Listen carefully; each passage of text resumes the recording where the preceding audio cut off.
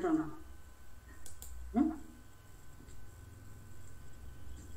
തുടങ്ങി സുരേഷ്.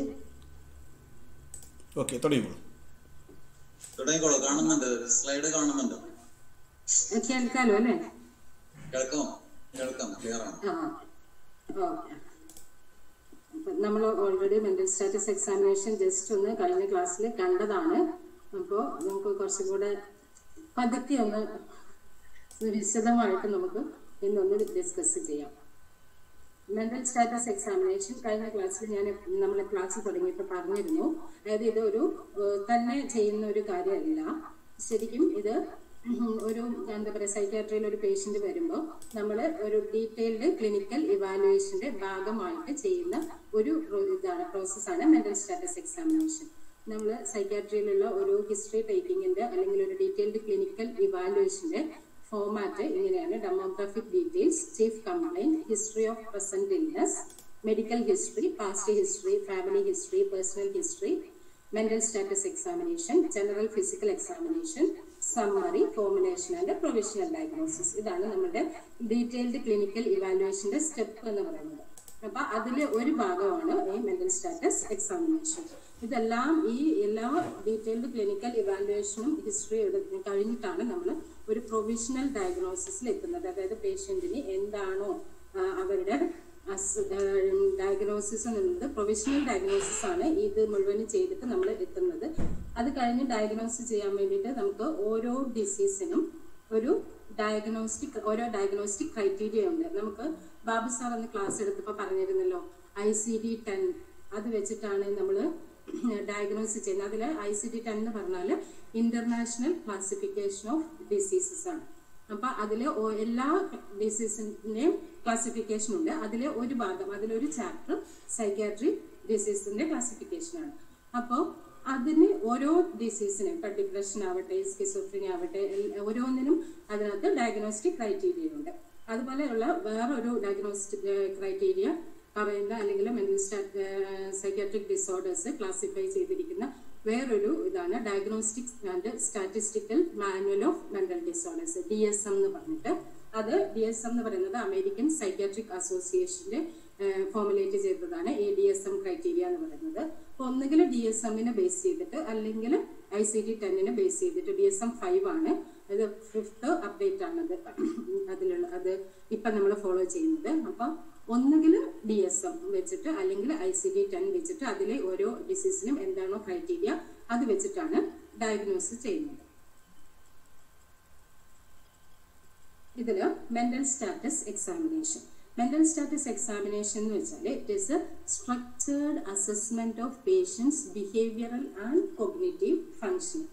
അല്ലെങ്കിൽ mental status examination എന്ന് വെച്ചാൽ it is a psychological equivalent of a physical exam that describes the mental state and behavior of the person being seen.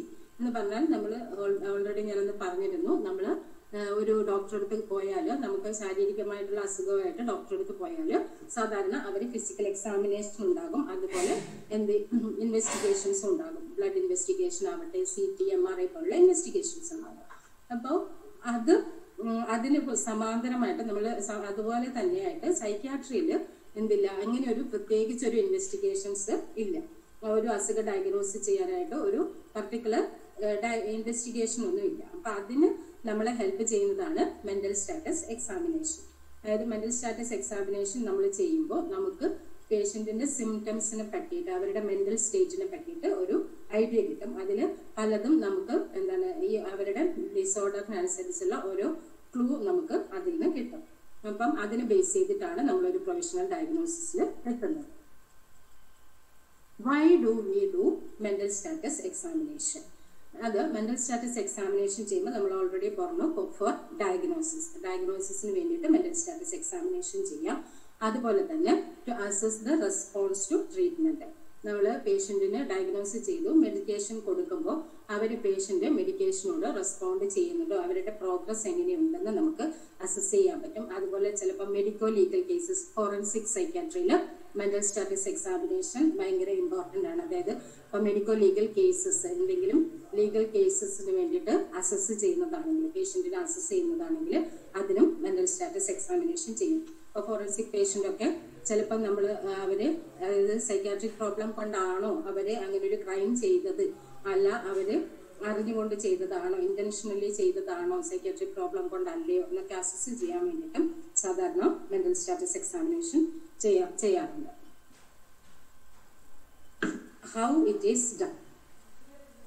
നമ്മൾ mental status examination ചെയ്യുന്നത് ഒന്ന് observation മാത്രമല്ല, നമ്മൾ ആദ്യം എന്ത് ചെയ്യണം, collecting information by talking to family members, relatives, friends and from the old file. അതായത് നമ്മൾ മെന്റൽ സ്റ്റാറ്റസ് എക്സാമിനേഷൻ ചെയ്ത് പേഷ്യൻറ്റിൻ്റെ ചെയ്യുമ്പോൾ ചില സ്റ്റെപ്സ് നമുക്ക് ഒരു വാലിഡേഷൻ വേണ്ടി വരും. അതായത് നമ്മൾ ഫാമിലിയോട് അല്ലെങ്കിൽ റിലേറ്റീവ്സിനോടോ ഫ്രണ്ട്സിനോടോ ആരോടാന്ന് വെച്ചാൽ അതൊന്ന് കൺഫേം ചെയ്യണം, പേഷ്യൻ്റ് പറയുന്നത് ശരി തന്നെയാണോ എന്നൊന്നും വാലിഡേറ്റ് ചെയ്യേണ്ടി വരും. അപ്പം അതുകൊണ്ട് അവരുടെ നിന്നുള്ള ഇൻഫർമേഷൻസ് കളക്ട് ചെയ്യേണ്ടി വരും. അതുപോലെ ഇപ്പം ഒരു ഹോസ്പിറ്റലിലാണെങ്കിൽ പേഷ്യൻ്റ് അഡ്മിറ്റായി, അപ്പം ചിലപ്പോൾ ചില കേസിൽ നമുക്ക് ചില ഡോക്ടേഴ്സ് പുതിയത് വരും, അല്ലെങ്കിൽ പേഷ്യൻ്റ് ചിലപ്പോൾ ഇങ്ങനെ നമുക്കറിയാലോ, ഇപ്പോൾ ഗവൺമെൻറ് ഹോസ്പിറ്റലിലൊക്കെ ആണെങ്കിൽ ഓരോ യൂണിറ്റ് ചിലപ്പോൾ മാറി വരുമ്പോൾ അവർക്ക് പുതിയ പേഷ്യൻറ്റിനെ കിട്ടുമ്പോൾ പഴയ ഡീറ്റെയിൽസ് അറിയേണ്ടി വരും. അതുകൊണ്ട് ചിലപ്പോൾ എന്ത് ചെയ്യേണ്ടി വരും, ഓൾഡ് ഫയല് റെഫർ ചെയ്യേണ്ടി വരും.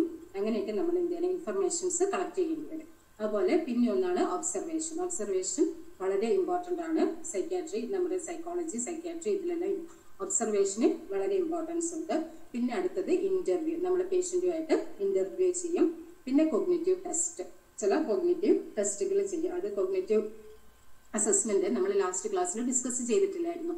അപ്പോൾ അതിനകത്ത് ചില ടെസ്റ്റുകളുണ്ട്, കോഗ്നിറ്റീവ് അസസ്മെന്റിനുള്ള ടെസ്റ്റുകളുണ്ട്. ഇത്രയുമാണ് ഇങ്ങനെയാണ് നമ്മൾ മെന്റൽ സ്റ്റാറ്റസ് എക്സാമിനേഷൻ ചെയ്യുന്ന ഡിഫറെന്റ് സ്റ്റെപ്സ്. അടുത്തത് components of mental status examination.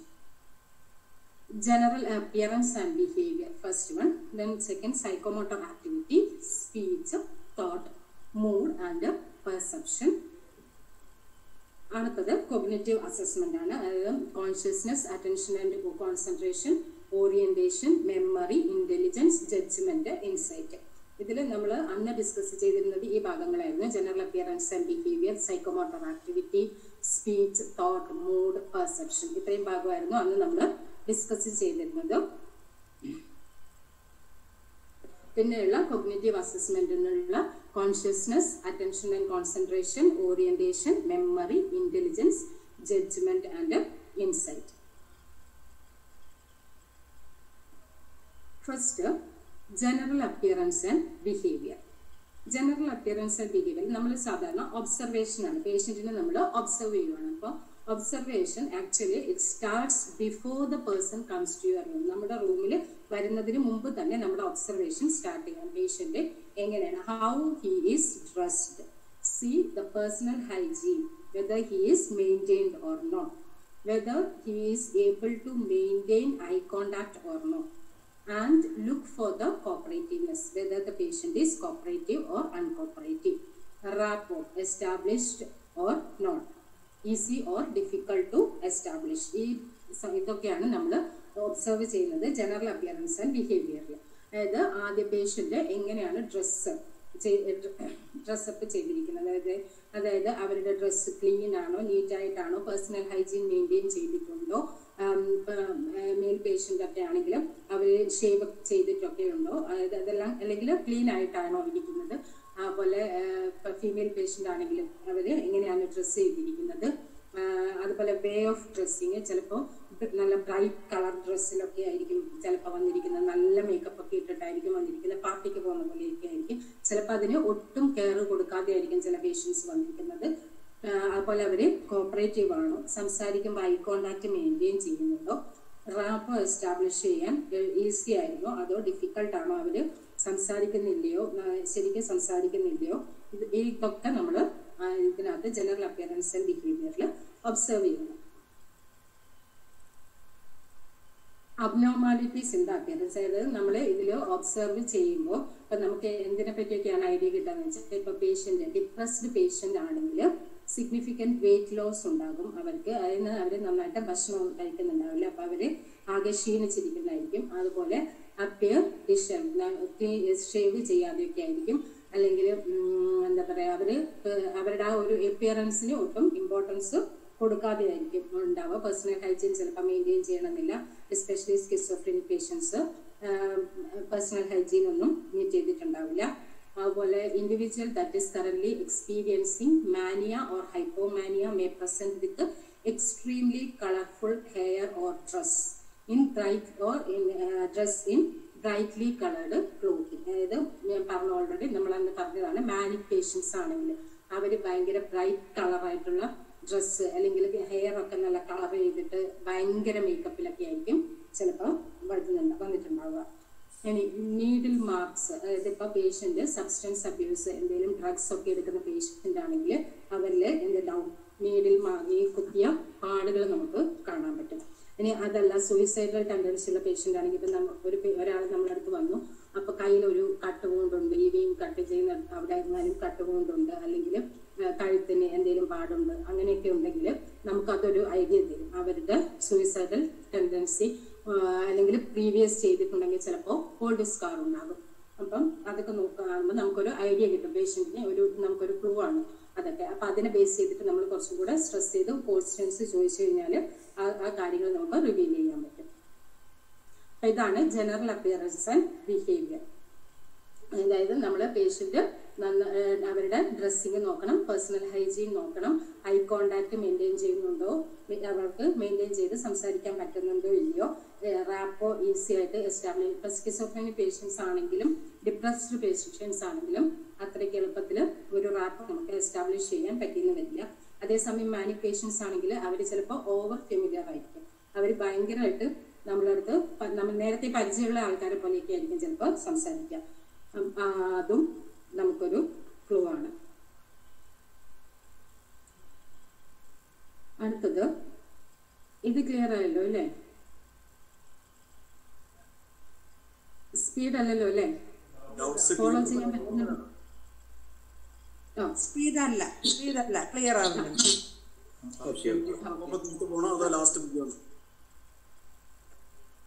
Last പറയുന്നത്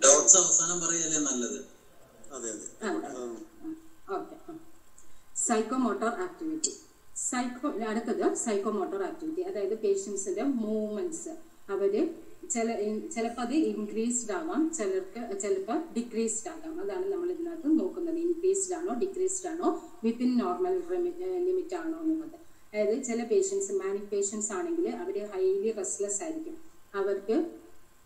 അവരൊരു സ്ഥലത്തിരിക്കില്ല, ഭയങ്കര റെസ്റ്റ്ലെസ് ആയിരിക്കും, അങ്ങോട്ടും ഇങ്ങോട്ടും ഓടും ചാടും ഇങ്ങനെയൊക്കെ ആയിരിക്കും ഉണ്ടാവുക. ഇരുന്ന് സംസാരിക്കാനുള്ള ഒരു ഇത് അവർക്ക് കുറവായിരിക്കും. സൈക്കോമോട്ടോർ റിട്ടാർഡേഷൻ ശരിക്കും ഡിപ്രസീവ് പേഷ്യൻസിൽ അവരെപ്പോഴും ഒരേ ഇതിലായിരിക്കും. അതായത് ചിലപ്പോൾ കിടക്കുവാണെങ്കിൽ ഓൾവേസ് അവർ ബെഡിൽ കിടക്കുമായിരിക്കും, അല്ലെങ്കിൽ ഇരിക്കുവാണെങ്കിൽ ഒരു സ്ഥലത്ത് തന്നെ ഇരിക്കും. അവർക്ക് അധികം മൂവ് ചെയ്യാൻ ഇഷ്ടമില്ല, അങ്ങോട്ടും ഇങ്ങോട്ടും മൂവ് ചെയ്യാൻ അവർക്ക് അധികം ഇഷ്ടമില്ല. അപ്പോൾ അത് സൈക്കോമോട്ടോർ റിട്ടാർഡേഷൻ ഒരു ഇത് സജസ്റ്റീവ് ഓഫ് ഡിപ്രഷൻ, അല്ലെങ്കിൽ അതുപോലെ increased psychomotor activity seen in mania. ഇനി ചില കേസിൽ സ്കിസോഫ്രീനിക് പേഷ്യൻസ് അവർ ഓൾറെഡി മെഡിക്കേഷൻ എടുക്കുന്നതാണെങ്കിൽ, ആന്റിസൈക്കോട്ടിക് മെഡിക്കേഷൻസ് എടുക്കുന്നതാണെങ്കിൽ അതിന്റെ സൈഡ് എഫക്റ്റ് കാരണം, ആ സൈഡ് എഫക്റ്റിന് പറയുന്ന പേരാണ് അക്കാത്തീഷ്യ എന്ന്. അതായത് അതിൽ അക്കാത്തീഷ്യ എന്ന് വെച്ചാൽ റെസ്റ്റ്ലെസ്നെസ് ആണ്, അതായത് പേഷ്യന്റിന് ഒരു സ്ഥലത്ത് ഇരിക്കാൻ പറ്റില്ല. അപ്പോൾ നമ്മളത് ഒന്ന് വെരിഫൈ ചെയ്യണം, പേഷ്യന്റ് ഓൾറെഡി ആന്റിസൈക്കോട്ടിക് മെഡിക്കേഷൻ എടുക്കുന്നതാണോ, മെഡിക്കേഷൻ സൈഡ് എഫക്റ്റ് ആണോ എന്നുള്ളത്. ഇനി വേറെ ഒരു നമ്മുടെ സ്കിസോഫ്രീനിയയുടെ ഒരു ടൈപ്പ് ഓഫ് സ്കിസോഫ്രീനിയാണ് കാറ്ററ്റോണിക് സ്കിസോഫ്രീനിയ. ആ കേസിലും ചിലപ്പോൾ എന്തുണ്ടാവും, സൈക്കോമോട്ടോർ റിട്ടാർഡേഷൻ ഉണ്ടാകും, ചിലപ്പോൾ സൈക്കോമോട്ടോർ ഇൻക്രീസ്ഡ് സൈക്കോമോട്ടോർ ആക്ടിവിറ്റി ഉണ്ട്. അതായത് കാറ്ററ്റോണിക് പേഷ്യൻസ്, കാറ്ററ്റോണിയ എന്ന് പറഞ്ഞാൽ പേഷ്യന്റ് ഒരു സെയിം ലൈക്ക് അൺകോൺഷ്യസ് പേഷ്യന്റ് ആണ്. അതായത് അവര് ഒരു എൻവയോൺമെന്റിനോട് റെസ്പോണ്ട് ചെയ്യില്ല, ചുറ്റുമുള്ള എൻവയോൺമെന്റിനോട് റെസ്പോണ്ട് ചെയ്യില്ല. നമ്മൾ അൺകോൺഷ്യസ് പേഷ്യന്റ് ആണെങ്കിൽ അവരെന്തായിരിക്കും, കണ്ണടച്ചായിരിക്കും ഉണ്ടാവുക. ഇത് കാറ്ററ്റോണിക് പേഷ്യൻസ് ആണെങ്കിൽ കണ്ണ് തുറന്നിരിക്കും, പക്ഷെ അവര് ചുറ്റുമുള്ള ഒന്നിനോടും റെസ്പോണ്ട് ചെയ്യില്ല, അതുപോലെ സംസാരിക്കില്ല, ഒരു ആക്ടിവിറ്റി ഉണ്ടാവില്ല. ബോഡി ആണെങ്കിൽ ചിലൊരു അബ്നോർമൽ പോസ്റ്ററിലായിരിക്കും അവര് കിടക്കുവാണെങ്കിലും, ചിലപ്പോൾ ഇപ്പൊ ഇരിക്കുന്നതാണെങ്കിലും ഒക്കെ എന്തെങ്കിലും ഒരു നമുക്ക് കാണുമ്പോൾ ഒരു ഡിസ്കംഫർട്ടായിട്ട് തോന്നുന്ന ഒരു പോസ്റ്ററിലായിരിക്കും അവരവരുടെ ബോഡി പോസ്റ്റർ മെയിൻറ്റെയിൻ ചെയ്യുന്നുണ്ടാവുക. അത് ആരെങ്കിലും ഒന്ന് ശരിയാക്കാൻ പോയിട്ടുണ്ട് അവരത് റെസിസ്റ്റ് ചെയ്യും. പക്ഷെ അപ്പോൾ അതിന് പറയുന്നത് സ്റ്റ്യൂപ്പർ സ്റ്റേറ്റ് എന്ന്. ഇനി അതേ സമയത്ത് ചിലപ്പോൾ വളരെ എന്താ പറയുക, ചില സമയങ്ങളിൽ അവർക്ക് ഒരു എക്സൈറ്റ്മെന്റും ഉണ്ടാകും, എക്സൈറ്റ്മെന്റ് സ്റ്റേറ്റും ഉണ്ടാകും. ആ എക്സൈറ്റ്മെന്റ് സ്റ്റേറ്റിൽ അവർ ഭയങ്കര റെസ്റ്റ്ലെസ് ആയിരിക്കും, അജിറ്റേറ്റഡ് ഒക്കെ ആയിരിക്കും. അപ്പോൾ അത് കാറ്റട്ടോണിയുടെ ഫീച്ചറാണ്, കാറ്റട്ടോണിക് സ്കിസോഫ്രീനിയയുടെ ഒരു ഫീച്ചറാണ്. അടുത്തതായിട്ട് അസസ് ചെയ്യുന്ന സ്പീച്ച്. സ്പീച്ച് സാധാരണ നമുക്കൊരു സ്പീച്ച് സാമ്പിൾ കളക്ട് ചെയ്യാം, അല്ലെങ്കിൽ നമ്മളിപ്പോൾ പേഷ്യൻറ്റിനോട് സംസാരിക്കുമ്പോൾ നമുക്ക് ആ ഒരു ഓവറോൾ സംസാരം വെച്ചിട്ടും നമുക്ക് അസസ് ചെയ്യാം. അപ്പോൾ സ്പീച്ച് സാമ്പിൾ കളക്ട് ചെയ്യാനാണെങ്കിൽ എന്താണ് ചെയ്യേണ്ടതെന്ന് വെച്ചാൽ നമ്മളൊരു ഓപ്പൺ എൻഡ് ക്വസ്റ്റ്യൻ ചോദിക്കാം. അതായത് പേഷ്യൻറ്റിനോട് എന്തെങ്കിലും ഫെസ്റ്റിവൽ അല്ലെങ്കിലും അവരുടെ പ്ലേസ് അല്ലെങ്കിൽ ഫാമിലി, സ്കൂളിംഗ്, കോളേജ്, വർക്ക്, ഇത് റിലേറ്റഡ് ആയിട്ട് എന്തെങ്കിലും ഒരു കുറച്ച് കാര്യം, ഒരു കുറച്ച് 5-6 സെന്റൻസുകൾ സംസാരിക്കാൻ പറയാം. അങ്ങനെ ഒരു ഓപ്പൺ എൻഡഡ് ക്വസ്റ്റ്യൻ ചോദിച്ചിട്ട് കുറച്ച് സംസാരിപ്പിച്ചിട്ട് അത് വെച്ച് അസസ് ചെയ്യാം. അല്ലെങ്കിൽ നമ്മൾ സാധാരണ പേഷ്യൻറ്റിനോട് സംസാരിക്കുമല്ലോ, അപ്പം ആ സംസാരം വെച്ചിട്ട് നമുക്ക് അസസ് ചെയ്യാം. ഈ സ്പീച്ചിൽ നമ്മൾ എന്തൊക്കെ കാര്യങ്ങളാണ് അസസ് ചെയ്യുന്നതെന്ന് വെച്ചാൽ വെദർ ഇറ്റ് വാസ് കൊഹറന്റ്, നമുക്ക് മനസ്സിലാകുന്ന ഇതാണോ, അതായത് അണ്ടർസ്റ്റാൻഡബിൾ ആണോ, അത് പേഷ്യന്റ് പറയുന്ന ആ സെന്റൻസുകൾക്ക് ഒരു മീനിങ് ഉണ്ടെങ്കിലാണ് നമുക്കത് കറക്റ്റായിട്ട് മനസ്സിലാവുക. അപ്പൊ അങ്ങനെ കറക്റ്റ് മനസ്സിലാവുന്നതാണെങ്കിലാണ് അതിനെ നമ്മൾ കൊഹറന്റ് എന്ന് പറയും. ഇനി റെലവന്റ് ടു ദ ക്വസ്റ്റ്യൻ, അതായത് നമ്മൾ ചോദിക്കുന്ന ക്വസ്റ്റ്യനുള്ള ആൻസർ ആണോ അവർ പറയുന്നത്, അതാണ് relevance, relevant. Then tone loud ആണോ അല്ലെങ്കിൽ ലോ ടോണിലാണോ പേഷ്യന്റ് സംസാരിക്കുന്നത്. അതുപോലെ റിയാക്ഷൻ ടൈം ഇൻക്രീസ്ഡ് ആണോ ഡിക്രീസ്ഡ് ആണ്. അതായത് റിയാക്ഷൻ ടൈം എന്ന് വെച്ചാൽ നമ്മളൊരു ക്വസ്റ്റ്യൻ ചോദിച്ചാൽ പേഷ്യന്റ് അതിന് ആൻസർ പറയാനെടുക്കുന്ന ടൈം, അതാണ് റിയാക്ഷൻ ടൈം. അപ്പോൾ ചിലപ്പോൾ ഇപ്പം ഡിപ്രസ്ഡ് പേഷ്യൻ്റ് ആണെങ്കിൽ റിയാക്ഷൻ ടൈം ഇൻക്രീസ്ഡ് ആയിരിക്കും. നമ്മൾ സിമ്പിളായിട്ട് എന്തെങ്കിലും ക്വസ്റ്റ്യൻ ചോദിച്ചാൽ പോലും അവർ ടൈം എടുക്കും, may be more than 2 to 4 seconds എടുത്തിട്ടായിരിക്കും അവർ ആൻസർ പറയുന്നത്. അതായത് പേരെന്താണെന്നോ അല്ലെങ്കിൽ നിങ്ങൾ ഭക്ഷണം കഴിച്ചോന്നോ അങ്ങനെയുള്ള ക്വസ്റ്റ്യൻ ചോദിച്ചാൽ പോലും അവർ ഒന്ന് ആലോചിച്ചിട്ടായിരിക്കും അതിനൊന്നും മറുപടി പറയുന്നത്. അതാണ് ഇൻക്രീസ്ഡ് റിയാക്ഷൻ ടൈം. പിന്നെ വോളിയം എന്ന് വെച്ചാൽ ഇവിടെ മീൻ ചെയ്യുന്നത് എമൗണ്ട് ആണ്, അതായത് അത് ഇൻക്രീസ്ഡ് ആണോ ഡിക്രീസ്ഡ് ആണോ, അതായത് അതിൻ്റെ ആ ഒരു റേറ്റ് കൂടുതലാണോ കുറവാണോ. ക്വാണ്ടിറ്റി, ചില പേഷ്യൻസ് ഒത്തിരി സംസാരിക്കും, ചില പേഷ്യൻസ് ആണെങ്കിൽ വളരെ കുറച്ചായിരിക്കും സംസാരിക്കുന്നത്. അതിനൊരു എക്സാമ്പിളാണ് പ്രഷർ ഓഫ് സ്പീച്ച് എന്ന് പറയുന്നത്. അതായത് ഭയങ്കരമായിട്ട് സംസാരിക്കുക, നല്ല ഉറക്കെ നല്ല സൗണ്ടിൽ നിർത്താതെ സംസാരിച്ചുകൊണ്ടിരിക്കും, ഭയങ്കര സ്പീഡിൽ സംസാരിച്ചുകൊണ്ടിരിക്കും. ഇൻ ബിറ്റ്വീൻ നമ്മൾ എന്തെങ്കിലും ഒരു ക്വസ്റ്റ്യൻ തിരിച്ച് ചോദിച്ചാലോ അല്ലെങ്കിൽ അതൊന്ന് സ്റ്റോപ്പ് ചെയ്യിക്കാൻ ശ്രമിച്ചാലോ പറ്റില്ല, അവർ നമുക്ക് ഡിഫിക്കൾട്ട് ടു ഇന്ററപ്റ്റ്, അതിന് പറയുന്നതാണ് പ്രഷർ ഓഫ് സ്പീച്ച്. അത് ആക്ച്വലി മാനിയയുടെ ഒരു ഫീച്ചറാണ് പ്രഷർ ഓഫ് സ്പീച്ച്. ചില സ്പീച്ച് അബ്നോർമാലിറ്റീസ് ആണ്. ഒന്ന് മ്യൂട്ടിസം എന്ന് വെച്ചാൽ it is inability to speak that is caused by a structural or motor dysfunction of the vocal apparatus, or that is the result of an individual's unwillingness to speak despite having an intact vocal apparatus. അതായത് mutism ഒന്നുകിൽ vocal കോഡിനുള്ള എന്തെങ്കിലും problem കാരണം അവർക്ക് സംസാരിക്കാൻ പറ്റാത്തത്, അല്ലെങ്കിൽ അവരുടെ unwillingness to speak, അവർ വിചാരിക്കുകയാണ് സംസാരിക്കില്ല എന്ന് അവർ വിചാരിച്ചിട്ട്, ഏതോ ഒരു ബുദ്ധിമുട്ടും ഇല്ല, വോക്കൽ അപ്പാരറ്റസിനൊന്നും ഒരു ബുദ്ധിമുട്ടില്ല, പക്ഷെ പേഷ്യന്റ് സംസാരിക്കില്ല. അത് കാറ്റട്ടോണിക് സ്കിസോഫ്രീനിയയിൽ പേഷ്യൻസ് സംസാരിക്കില്ല. അവർ നമ്മൾ എന്തൊക്കെ ചോദിച്ചാലും എന്ത് എൻവയോൺമെന്റൽ സ്റ്റിമുലൈനോടും അവർ റെസ്പോണ്ട് ചെയ്യില്ല. അടുത്തത് പോവേർട്ടി ഓഫ് സ്പീച്ച്, അതായത് restriction in the amount of speech. നമ്മൾ ഓപ്പൺ എൻഡഡ് ക്വസ്റ്റ്യൻ, നമ്മൾ നേരത്തെ പറഞ്ഞു ഒരു സ്പീച്ച് സാമ്പിൾ കളക്ട് ചെയ്യാൻ നമ്മൾ ഒരു ഓപ്പൺ എൻഡഡ് ക്വസ്റ്റ്യൻ അവരുടെ ഫാമിലിനെ പറ്റി പറയാനോ അല്ലെങ്കിൽ അവരുടെ പിന്നെ സ്ഥലത്തിനെ പറ്റി പറയാനോ എന്തെങ്കിലും നമ്മൾ ചോദിച്ചാൽ അവർ 1 word ആൻസർ ആയിരിക്കും തരുന്നു. ഇനി പ്രഷർ ഓഫ് സ്പീച്ച് നമ്മൾ നേരത്തെ പറഞ്ഞു forceful rapid speech, that is increase in the amount and difficult to interrupt, നേരത്തെ നമ്മൾ പറഞ്ഞു. ഇനി എക്കോലാലിയ എന്ന് വെച്ചാൽ involuntary repetition of another person's speech. അപ്പം നമ്മൾ പേഷ്യൻറ്റിനോട് എന്തെങ്കിലും ഒരു കാര്യം ചോദിച്ചാൽ അതേപോലെ അവരത് റിപ്പീറ്റ് ചെയ്യും. ഭക്ഷണം കഴിച്ചോ എന്ന് ചോദിച്ചാൽ അതിന് ആൻസർ പറയാതെ അവർ തിരിച്ച് നമ്മളോട് ഭക്ഷണം കഴിച്ചോ എന്ന് തന്നെ ചോദിക്കും. അല്ലെങ്കിൽ ഇന്നലെ നന്നായിട്ട് ഉറങ്ങിയോ ചോദിച്ചാൽ അവർ തിരിച്ച് നമ്മളോട് ഇന്നലെ നന്നായിട്ട് ഉറങ്ങിയോ എന്ന് തന്നെ പറയും. അതാണ് എക്കോലാലിയ. അതായത് കേട്ടത് അതുപോലെ റിപ്പീറ്റ് ചെയ്യുക. Involuntary repetition of another person's speech. ഇത് സാധാരണ കാണുന്നത് ഓട്ടിസ്റ്റിക് പേഷ്യൻസിൽ കാണാം. അതുപോലെ ഓട്ടിസം, സ്കിസോഫ്രീനിയ, അൽഷിമേഴ്സ് ഡിസീസ് ഇതിലൊക്കെ ഈ എക്കോലാലിയ കാണാം.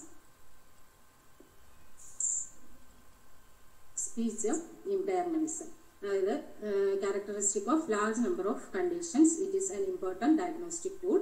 The individuals with depression may have soft and with increased reaction time. അതായത് അവർ വളരെ പതുക്കെ ആയിരിക്കും സംസാരിക്കുന്നത്. Depressive patients increased reaction time ആയിരിക്കും. പോവേർട്ടി ഓഫ് സ്പീച്ച് ഉണ്ടാവും. വളരെ കുറച്ച് മാത്രമേ അവർ സംസാരിക്കുള്ളൂ.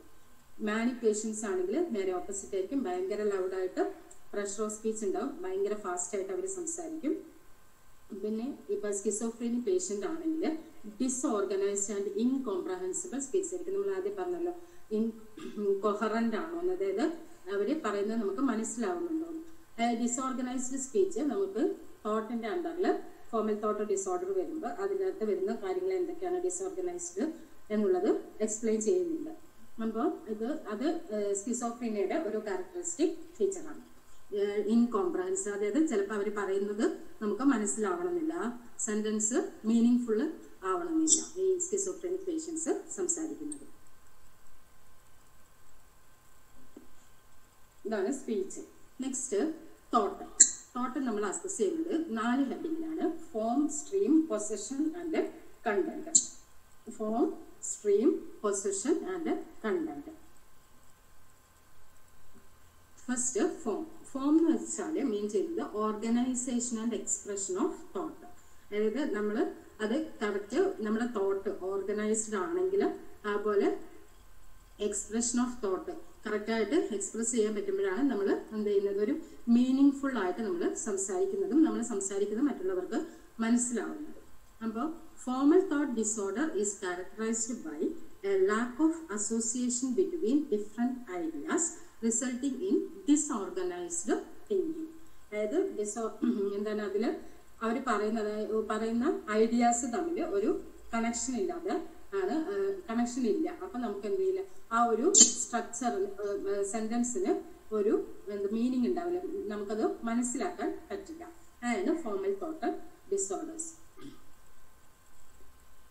ഫോമൽ തോട്ട് ഡിസോർഡറിന്റെ അണ്ടറിൽ വരുന്ന ഡിസോർഡേഴ്സ് എന്തൊക്കെയാണെന്ന് വെച്ചാൽ loosening of association, word salad, neologism, tangentiality.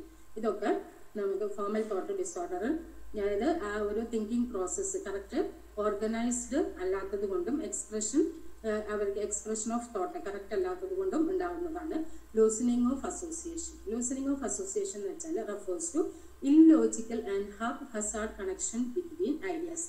പേരൊക്കെ കേട്ടിട്ട് പേര് കേൾക്കുന്നതിന് നമ്മൾ ആ എക്സാമ്പിൾ പറയുമ്പോൾ ഒന്നുകൂടെ മനസ്സിലാവും. I like to dance, all people have hands എന്ന് പറഞ്ഞാൽ അത് തമ്മിൽ അതിനൊരു മീനിങ് ഇല്ല. ആ ഒരു പർട്ടിക്കുലർ സെന്റൻസിന് ഒരു മീനിങ് ഇല്ല. ഈവൻ ആ ഒരു ഫ്രേസിന് ഒരു എന്താ പറയാ ഒരു ഐഡിയ കൺവേ ചെയ്യുന്നുണ്ട് ഒരു ഫ്രേസ്.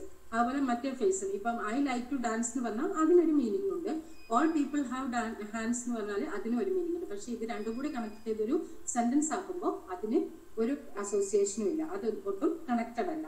അപ്പോൾ അതാണ് ലൂസനിങ് ഓഫ് അസോസിയേഷൻ. അടുത്തത് I like to play games because the river is flowing down a mountain, the weather is sunny, the monkey has a long tail. ഈ സെന്റൻസുകൾക്കൊന്നും ഒരു അർത്ഥമില്ല, അത് രണ്ട് ഫ്രേസ് തമ്മിൽ ഒരു കണക്ഷൻ ഇല്ല. അപ്പോൾ അതാണ് ലൂസനിങ് ഓഫ് അസോസിയേഷൻ. ഇനി വേർഡ് സാലഡ് എന്ന് വെച്ചാൽ mixture of words that have no logical connection. Neologism എന്ന് വെച്ചാൽ നിയോലോഗിസം ഇറ്റ് ഈസ് അവര് ഒരു പുതിയ വേർഡ് അവരായിട്ട് ഉണ്ടാക്കുവാണ്. നമ്മളെ ഡിക്ഷണറിയിൽ നമ്മൾ ഇതുവരെ കണ്ടിട്ടില്ലാത്ത ഒരു പുതിയ വേർഡ് അവര് ഉണ്ടാക്കുന്നതിനാണ് നിയോലോഗിസം എന്ന് പറയുന്നത്. പക്ഷെ ആ ഒരു വേർഡ് അവർ യൂസ് ചെയ്യുമ്പോൾ അവർക്ക് അതിൻ്റെതായ ഒരു മീനിങ് ഉണ്ട്. അതായത് അവർ ആ വേർഡ് യൂസ് ചെയ്തതിന് അവർക്ക് മാത്രം മനസ്സിലാകുന്ന ഒരു മീനിങ് അവർക്കുണ്ട്. ആ മീനിങ്ങിന് വേണ്ടിയിട്ടാണ് അവർ ആ വാക്ക് ഉപയോഗിക്കുന്നത്. പക്ഷെ നമുക്ക് ആ മീനിങ് അറിയില്ല, നമ്മൾ ഡിക്ഷണറിയിൽ ഇതുവരെ ആ വാക്ക് കണ്ടിട്ടുണ്ടാവില്ല. അതാണ് നിയോലോഗിസം. ടാൻജൻഷ്യാലിറ്റി എന്ന് വെച്ചാൽ പേഷ്യന്റ് നമ്മളൊരു കാര്യം ചോദിച്ചാൽ, ഇപ്പൊ ഫാമിലിനെ പറ്റി പറയാൻ ചോദിച്ചാൽ അവർ ഫാമിലിനെ പറ്റി പറയില്ല, ബാക്കി കുറേ ഡീറ്റെയിൽസ് നമുക്ക് പറയും. അതായത്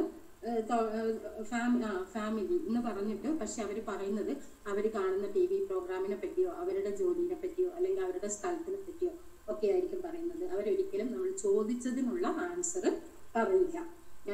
അതാണ് ടാൻജൻഷ്യാലിറ്റി. അപ്പോൾ ഇതൊക്കെയാണ് ഫോർമൽ തോട്ട് ഡിസോർഡർ. അതായത് പേഷ്യൻറ്റിൻ്റെ ഒരു തിങ്കിങ് പ്രോസസ്സിൽ അവരത് ഓർഗനൈസ്ഡ് അല്ലാതെയും അതായത് കറക്റ്റ് എക്സ്പ്രഷൻ ഓഫ് ഫീലിങ്ങിലും വരുന്ന പ്രോബ്ലം കൊണ്ടുണ്ടാകുന്ന സിംറ്റംസ് ആണ്. Loosening of association, word salad, neologism, tangentiality. ഇത് ചില സ്കിസോഫ്രീനിക് പേഷ്യൻസിലാണ് നമ്മൾ ഫോർമൽ തോട്ട് ഡിസോർഡർ സാധാരണ കാണുന്നത്. Formal thought disorder is A characteristics of schizophrenia. അടുത്തത് സ്ട്രീം.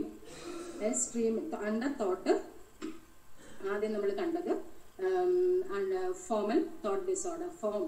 അടുത്തത് സ്ട്രീം. സ്ട്രീം എന്ന് വെച്ചാൽ flow and continuity of thought process. നമ്മുടെ ആ തോട്ട് പ്രോസസ്സിന്റെ ഫ്ലോ ആൻഡ് കണ്ടിന്യൂറ്റി അതാണ് നമ്മൾ സ്ട്രീമിൽ അസസ് ചെയ്യുന്നത്. അതിൽ disorder of tempo and continuity. Tempo എന്ന് വെച്ചാൽ how the thought is flowing, അതായത് അത് ഫാസ്റ്റ് ആയിട്ടാണോ സ്ലോ ആയിട്ടാണോ. ഫോർ എക്സാമ്പിൾ, ഇപ്പം നമ്മൾ നേരത്തെ പറഞ്ഞിരുന്നു മാനിക് പേഷ്യൻസിന് പ്രഷർ ഓഫ് സ്പീച്ച് ഉണ്ട്. ആ പ്രഷർ ഓഫ് സ്പീച്ചും അതുപോലെ അതിന് ഫ്ലൈറ്റ് ഓഫ് ഐഡിയാസ്. അതായത് ഫ്ലൈറ്റ് ഓഫ് ഐഡിയാസ് എന്ന് വെച്ചാൽ അവർ ഫാസ്റ്റായിട്ട് സംസാരിക്കും. ആ കൂട്ടത്തിൽ അവരുടെ ഐഡിയ ഒരു ഐഡിയയിൽ നിന്ന് അടുത്ത ഐഡിയയിലോട്ട് അവർ ജമ്പ് ചെയ്ത് പോകും. അതായത് മാനിക് പേഷ്യൻസിന് ഈ സൈക്കോമോട്ടോർ ആക്ടിവിറ്റിയും തോട്ട് പ്രോസസ്സും ഒക്കെ ഇൻക്രീസ്ഡ് ആണ്. അപ്പോൾ അത് കാരണം അവർക്ക് ഒരുപാട് ഐഡിയാസ് അവരുടെ മനസ്സിൽ കൂടെ പോവാണ്. അപ്പം അതുകൊണ്ട് അവർ എന്ത് ചെയ്യും, വളരെ ഫാസ്റ്റായിട്ട് സംസാരിക്കും. അതുപോലെ ഒരു ഐഡിയയിൽ നിന്ന് അടുത്ത ഐഡിയയിലോട്ട്, ഇപ്പോൾ ഒരു കാര്യത്തിനെ പറ്റി പറഞ്ഞാൽ അടുത്ത കാര്യം, ഒരു പർട്ടിക്കുലർ കാര്യത്തിൽ കൂടുതൽ നേരം കോൺസെൻട്രേറ്റ് ചെയ്യാൻ മാനിക് പേഷ്യൻസിന് പറ്റില്ല. അപ്പം അവർ ഒന്നിന് അടുത്തതിലോട്ട് പോയിക്കൊണ്ടിരിക്കും. അപ്പം അതിനുള്ള ആ ഒരു സ്റ്റിമുലസ്, ഒരു ഐഡിയയിൽ നിന്ന് അടുത്ത ഐഡിയയിലോട്ട് പോകാനുള്ള സ്റ്റിമുലസ് അവർക്ക് കിട്ടുന്നത് ഒന്നുകിൽ അവർ സംസാരിച്ചുകൊണ്ടിരിക്കുമ്പോൾ ആ സംസാരിക്കുന്നതിൽ നിന്നുള്ള ലാസ്റ്റ് വാക്ക് വെച്ചിട്ടായിരിക്കും, അല്ലെങ്കിൽ ഇപ്പൊ പുറത്തുനിന്ന് ആരെങ്കിലും എന്തെങ്കിലും ഒരു വേറെ അടുത്തുള്ള ആരെങ്കിലും സംസാരിക്കുന്നതോ അല്ലെങ്കിൽ എന്തെങ്കിലും ഒരു സൗണ്ട് കേൾക്കുന്നു, ചിലപ്പോൾ അവിടുന്ന് ഒരു സ്റ്റിമുലസ് കിട്ടിയിട്ട് അതിലോട്ടായിരിക്കും അവർ പോകുന്നത്. അല്ലെങ്കിൽ അവർ സംസാരിച്ചുകൊണ്ടിരിക്കുന്നതിന്റെ ലാസ്റ്റ് വാക്ക് വെച്ചിട്ട് അടുത്തത് അവർ അടുത്ത ഐഡിയയിലോട്ട് പോകും. അങ്ങനെ അവരുടെ ഐഡിയാസ് ചേഞ്ച് ചെയ്തുകൊണ്ടിരിക്കും. അതാണ് flight of ideas. Next slow. അതായത് ഇപ്പം നമ്മുടെ തോട്ട് ഫ്ലോ സ്ലോ ആണെങ്കിൽ റിട്ടാർഡേഷൻ ഓഫ് തിങ്കിങ്. അത് സാധാരണ കാണുന്ന ഡിപ്രസീവ് പേഷ്യൻസിൽ. അതുകൊണ്ടാണ് അവർ എക്സ്പ്രസ് ചെയ്യുന്ന, നമ്മൾ പറഞ്ഞാൽ അവർക്ക് പോവേർട്ടി ഓഫ് സ്പീച്ച് ആണ്. അതായത് നമ്മൾ ഓപ്പൺ എൻഡഡ് ക്വസ്റ്റ്യൻ ചോദിച്ചാലും അവർ വൺ വേർഡ് ആൻസർ ഒക്കെയാണ് പറയുന്നത്. കാരണം അവരുടെ ആ ഒരു തോട്ട് ഫ്ലോ വളരെ സ്ലോ ആണ്. ഇനി കണ്ടിന്യൂറ്റിയിലുള്ള പ്രോബ്ലം കൊണ്ടുവരുന്നതാണ് പെർസെവറേഷൻ ആൻഡ് തോട്ട് ബ്ലോക്ക്. അതായത് പെർസെവറേഷൻ എന്ന് വെച്ചാൽ അവർ ഒരു ഐഡിയയിൽ തന്നെ നിൽക്കുകയാണ്, അതിൽ നിന്ന് അടുത്തതിലോട്ട് അവർ മാറുന്നില്ല. അപ്പോൾ ഇപ്പം നമ്മൾ പേഷ്യൻറ്റിനോട് എങ്ങനെയുണ്ടെന്ന് ചോദിച്ചാൽ കുഴപ്പമില്ല, സുഖമായിട്ടിരിക്കുന്നു എന്ന് പറഞ്ഞു.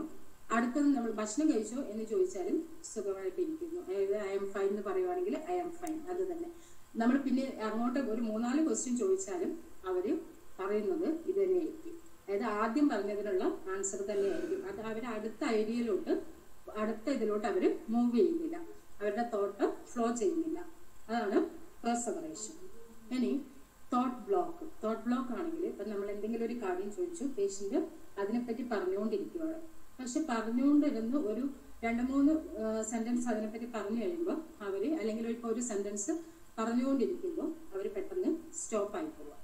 സ്റ്റോപ്പായി കഴിഞ്ഞാൽ ഇപ്പോൾ ഞാനിപ്പോൾ പുറത്ത് പോയി ഡ്രസ്സ് എടുക്കാൻ പോയി, എന്തെങ്കിലും ഒരു കാര്യം പറഞ്ഞുകൊണ്ടിരിക്കുമ്പോൾ, അല്ലെങ്കിൽ ഞാൻ കഴിക്കാൻ പോയി, അത് കഴിഞ്ഞിട്ട് അവരത് സ്റ്റോപ്പ് ചെയ്യുക. പിന്നെ അവർക്കത് കണ്ടിന്യൂ ചെയ്യാൻ പറ്റുന്നില്ല. കണ്ടിന്യൂ ചെയ്യാൻ പറ്റുന്നില്ല മാത്രമല്ല, പിന്നെ അവർ മറന്നുപോയി അവർ എന്തിനെ പറ്റിയായിരുന്നു പറഞ്ഞുകൊണ്ടിരുന്നതെന്ന്. അവർ നമ്മളോട് ചോദിക്കും, ഞാൻ എന്തായിരുന്നു പറഞ്ഞുകൊണ്ടിരുന്നത്, ഞാൻ മറന്നുപോയി, ഇനി എന്താ പറയേണ്ടതെന്നും അവർക്ക് അറിയില്ല. അവരുടെ അത് തോട്ട് ബ്ലോക്ക്. പെർസെവറേഷൻ എന്ന് വെച്ചാൽ ഒരു ഐഡിയന്ന് അവരുടെ തോട്ട് അടുത്ത ഐഡിയയിലോട്ട് ഫ്ലോ ചെയ്യുന്നില്ല, കണ്ടിന്യൂറ്റി പോവുകയാണ്. അതുപോലെ തോട്ട് ബ്ലോക്ക് എന്ന് വെച്ചാൽ സഡൻ ആയിട്ട് അവർ സംസാരം നിന്നു പോവുകയാണ്. അതാണ് തോട്ട് ബ്ലോക്ക്. അപ്പോൾ ഇത്രയുമാണ് നമ്മൾ സ്ട്രീമിന്റെ അണ്ടറിൽ അസസ് ചെയ്യുന്നത്. Tempo and tempo means how the thought is flowing, whether it is flowing fast or slow. പിന്നെ കണ്ടിന്യൂറ്റിയിൽ perseveration and thought work. Next possession of thought. Next നമ്മൾ തോട്ട് അസസ് ചെയ്യുന്നത് പൊസഷൻ ഓഫ് തോട്ടിന്റെ അണ്ടറിൽ. അതായത് പൊസഷൻ ഓഫ് തോട്ട് എന്ന് വെച്ചാൽ ownership of thought. അതായത് ചിലത് നമുക്ക് ചിലപ്പോൾ അത് എന്തുകൊണ്ട് അങ്ങനെ ഒരു ഇത് വന്നതെന്ന് വെച്ചാൽ ചില ഇതിൽ പേഷ്യന്റിന് അറിയാം അത് സ്വന്തം ചിന്തകൾ തന്നെയാണ്. പക്ഷെ ചില കേസിൽ ഈ സൈക്കോട്ടിക് സിംറ്റംസ് ആണെങ്കിൽ ചിലപ്പോൾ പേഷ്യന്റ് വിചാരിക്കുന്നത് അത് സ്വന്തം ചിന്തകളല്ല, പുറത്തുനിന്നുള്ള ഒരു എക്സ്റ്റേണൽ ഏജൻസി അല്ലെങ്കിൽ ഒരു എക്സ്റ്റേണൽ ഫോഴ്സ് നമ്മളെ കൊണ്ട് ചിന്തിപ്പിക്കുന്നതാണ്. അങ്ങനെ ഒരു ഇതുണ്ട് ഉള്ളത് കൊണ്ടാണ് അതങ്ങനെ പൊസഷൻ ഓഫ് തോട്ട് അല്ലെങ്കിൽ ഓണർഷിപ്പ് ഓഫ് തോട്ട്. അതിൽ ഒബ്സെഷൻ, അതായത് നമ്മൾ നേരത്തെ OCD അനുസർ നമുക്ക് ക്ലാസ് എടുത്തിരുന്നു, OCD ഒബ്സസീവ് കമ്പൽസീവ് ഡിസോർഡർ. അതിൽ എന്താണ് റിപ്പീറ്റഡ് തോട്ട്സ് പേഷ്യന്റിന്റെ മൈൻഡിൽ വരുവാണ് and unable to control it. അവർക്ക് അത് കൺട്രോൾ ചെയ്യാൻ പറ്റുന്നില്ല. അതായത് എൻ്റെ കൈ ഡേർട്ടിയാണ്, കഴുകണം എന്നുള്ള ഒരു ചിന്ത അവർക്ക് വന്നുകൊണ്ടിരിക്കുകയാണ്. അല്ലെങ്കിൽ അവർ വാതിൽ അടച്ചില്ല എന്നുള്ള ഒരു തോന്നല്, അടച്ചില്ല എന്നുള്ള ഒരു ചിന്ത വന്നുകൊണ്ടിരിക്കുകയാണ്. അപ്പോഴാണ് അതുകൊണ്ട് അവർക്ക് റിപ്പീറ്റഡ് ആയിട്ട് ചിന്ത വരുമ്പോഴാണ് അവർ അതിൽ നിന്ന് എസ്കേപ്പ് ആകാൻ വേണ്ടിയിട്ട് പോയി കൈ കഴുകുന്നത് അല്ലെങ്കിൽ ഡോർ ലോക്ക് ചെയ്തുകൊണ്ടൊക്കെ ചെക്ക് ചെയ്യുന്നത്. അപ്പം ആ ഒരു ചിന്തയിൽ അതിൽ പേഷ്യൻസിന്റെ ഓൺ തോട്ട്സ് ആണത്. അതേപോലെ ഫോബിയ, ഇപ്പം എക്സാജറേറ്റഡ് ഫിയർ, അത് ഓൺ തോട്ടാണ്, പേഷ്യന്റിന്റെ സ്വന്തം ചിന്തകളാണ്. അതിലൊരിക്കലും അവർ പറയുന്നില്ല അത് എൻ്റെ ചിന്തകളല്ല, അല്ലെങ്കിൽ പുറത്തുനിന്നുള്ള ഒരാൾ ബൈ ഫോഴ്സ് അല്ലെങ്കിൽ പുറത്തുനിന്നുള്ള ഏതോ ഒരു ഫോഴ്സ് കാരണം നമ്മൾക്ക് അങ്ങനെ ചിന്ത തോന്നുന്നതാണെന്ന് ഒരിക്കലും പേഷ്യന്റ് പറയുന്നില്ല. ഒബ്സെഷനും ഫോബിയയിലും അത് അവരുടെ ഓൺ തോട്ട്സ് ആണ്. ഇനി എക്സ്റ്റേണൽ ഏജൻസി, അതായത് അതിന് പറയുന്നത് തോട്ട് അലീനിയേഷൻ ഫിനോമിന. ഈ തോട്ട് അലീനിയേഷൻ ഫിനോമിന എന്ന് പറയുന്നതും നമ്മുടെ സ്കിസോഫ്രീനിയയുടെ ഒരു ക്ലാസിക്കൽ ഫീച്ചറാണ് thought alienation phenomena. Thought insertion, thought broadcast, thought withdrawal, ഈ മൂന്നെണ്ണമാണ് തോട്ട് അലീനിയേഷൻ ഫിനോമിനയുടെ അണ്ടറിൽ വരുന്നത്. Insertion, broadcast and withdrawal. അതിൽ തോട്ട് ഇൻസേർഷൻ എന്ന് പറഞ്ഞാൽ ചിലപ്പോൾ ചില പേഷ്യൻസ് പറയും എൻ്റെ ചിന്തകൾ അത് എൻ്റെ സ്വന്തം ചിന്തകളല്ല, ഒരു പുറത്തുനിന്നുള്ള ഒരു എക്സ്റ്റേണൽ ഫോഴ്സ് അല്ലെങ്കിൽ ഒരു എക്സ്റ്റേണൽ ഏജൻസി എൻ്റെ ബ്രെയിനിലോട്ട് കുത്തിവെച്ച് അല്ലെങ്കിൽ പുറത്തുനിന്ന് ബൈ ഫോഴ്സ് തരുന്ന ഇൻസേർട്ട് ചെയ്യുന്ന ചിന്തകളാണ് ഇത് എന്ന് പറയും. അപ്പൊ അതാണ് തോട്ട് ഇൻസേർഷൻ. ഇനി തോട്ട് ബ്രോഡ്കാസ്റ്റ്, അതായത് ചില പേഷ്യൻസ് പറയും എൻ്റെ ചിന്തകൾ ബാക്കിയുള്ളവർക്ക് കേൾക്കാം, എൻ്റെ അടുത്ത് നിൽക്കുന്നവർക്ക് എൻ്റെ ചിന്ത കേൾക്കാം. അല്ലെങ്കിൽ അവർ പറയും ഇപ്പൊ റേഡിയോയിലൊക്കെ ഉള്ള ന്യൂസ്, ഇപ്പൊ TV-യിൽ പറയുന്ന ന്യൂസ്, അത് എൻ്റെ ചിന്തകളാണ് അവർ ഇതായിട്ട് വായിക്കുന്നത്, ന്യൂസായിട്ട് വായിക്കുന്നത് എന്ന് പറയുന്നതാണ് തോട്ട് ബ്രോഡ്കാസ്റ്റ്. ഇനി തോട്ട് വിത്ഡ്രോവൽ എന്ന് വെച്ചാൽ അവർ പറയുവാണ് എൻ്റെ ചിന്തകൾ പുറത്തുനിന്നുള്ള ആരോ എടുക്കുവാണ്, എനിക്ക് ഒന്നും ഇത് ചെയ്യാൻ പറ്റുന്നില്ല, കാരണം എൻ്റെ ചിന്തകൾ മുഴുവൻ പുറത്ത് ഒരു എക്സ്റ്റേണൽ ഏജൻസി പുറത്തോട്ട് എടുക്കുവാണ്. അതാണ് thought withdrawal. Insertion, broadcast and withdrawal, ഇത് മൂന്നും ചേർത്ത് പറയുന്നതാണ് തോട്ട് അലീനിയേഷൻ ഫിനോമിന.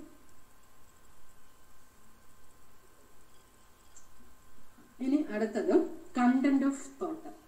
അതായത് നാലാമത്തെ തോട്ടിന്റെ അണ്ടറിൽ നമ്മൾ തോട്ട് അസസ് ചെയ്യുന്നത് കണ്ടന്റ് ഓഫ് തോട്ട്. ആദ്യം നമ്മൾ പറഞ്ഞത് ഫോം, രണ്ടാമത്തത് സ്ട്രീം, പിന്നെ പൊസിഷൻ, ഈ നാലാമത്തത് കണ്ടന്റ്. കണ്ടന്റിന്റെ നമ്മൾ മെയിനായിട്ട് അസസ് ചെയ്യുന്നതാണ് delusion, then depressive cognition, suicidal ideas and death wishes. ഇതൊക്കെയാണ് നമ്മൾ സാധാരണ കണ്ടന്റിന്റെ അണ്ടറിൽ അസസ് ചെയ്യുന്നത്. First delusion.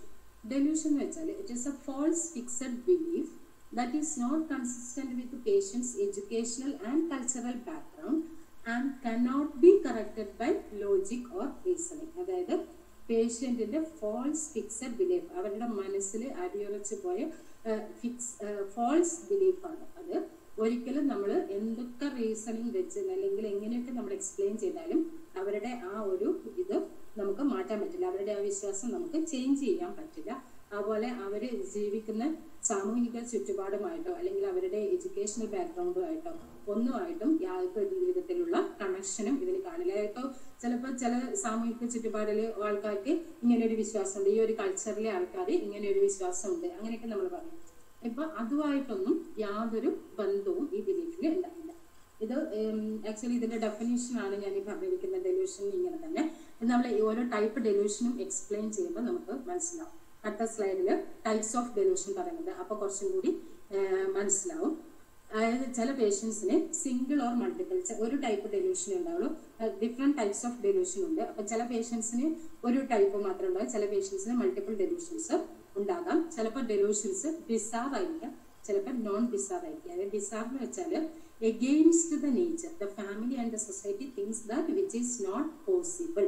അതായത് ചില പേഷ്യൻസ് ചിലപ്പോൾ പറയും അങ്ങ് സ്പേസ് ഒന്നും അല്ല, എന്താ പറയുക, ഏലിയൻസ് വന്ന് എൻ്റെ തലയിൽ ബ്രെയിനിൽ ഇലക്ട്രോഡ് ഫിക്സ് ചെയ്തു, അങ്ങനെയൊക്കെയുള്ള കാര്യങ്ങൾ. അതായത് ഒരിക്കലും സംഭവിക്കാൻ സാധ്യതയില്ലാത്ത ചില വിശ്വാസങ്ങൾ എന്ന് വെച്ചാൽ ബിലീഫ്സ് ഫോൾസ് ഫിക്സഡ് ആണെങ്കിലും, ഇപ്പം ഫാമിലി മെമ്പർ എന്നെ, ഒരു ഫാമിലി മെമ്പർ അല്ലെങ്കിൽ വേറെ ആരെങ്കിലും എന്നെ ഉപദ്രവിക്കാൻ വരുന്നു എന്നൊക്കെ പറയുന്നത് നമുക്കൊന്ന് അത് സംഭവിക്കാൻ സാധ്യതയുള്ള ടൈപ്പാണ്. ഇതെന്ന് വെച്ചാൽ ബിസാർ ഡെലൂഷൻസ്, ഒരിക്കലും സംഭവിക്കാൻ സാധ്യതയില്ലാത്ത കാര്യങ്ങളായിട്ടായിരിക്കും അവർ പറയുന്നത്. അങ്ങനെ പറയുന്നതിനെയാണ് ബിസാർ ഡെലൂഷൻ എന്ന് പറയുന്നത്. സ്കിസോഫ്രീനിക് പേഷ്യൻസിലൊക്കെ ചിലപ്പം ബിസാർ ഡെലൂഷൻസ് കാണാം. ഇത് ടൈപ്പ് ഓഫ് ഡെലൂഷൻ.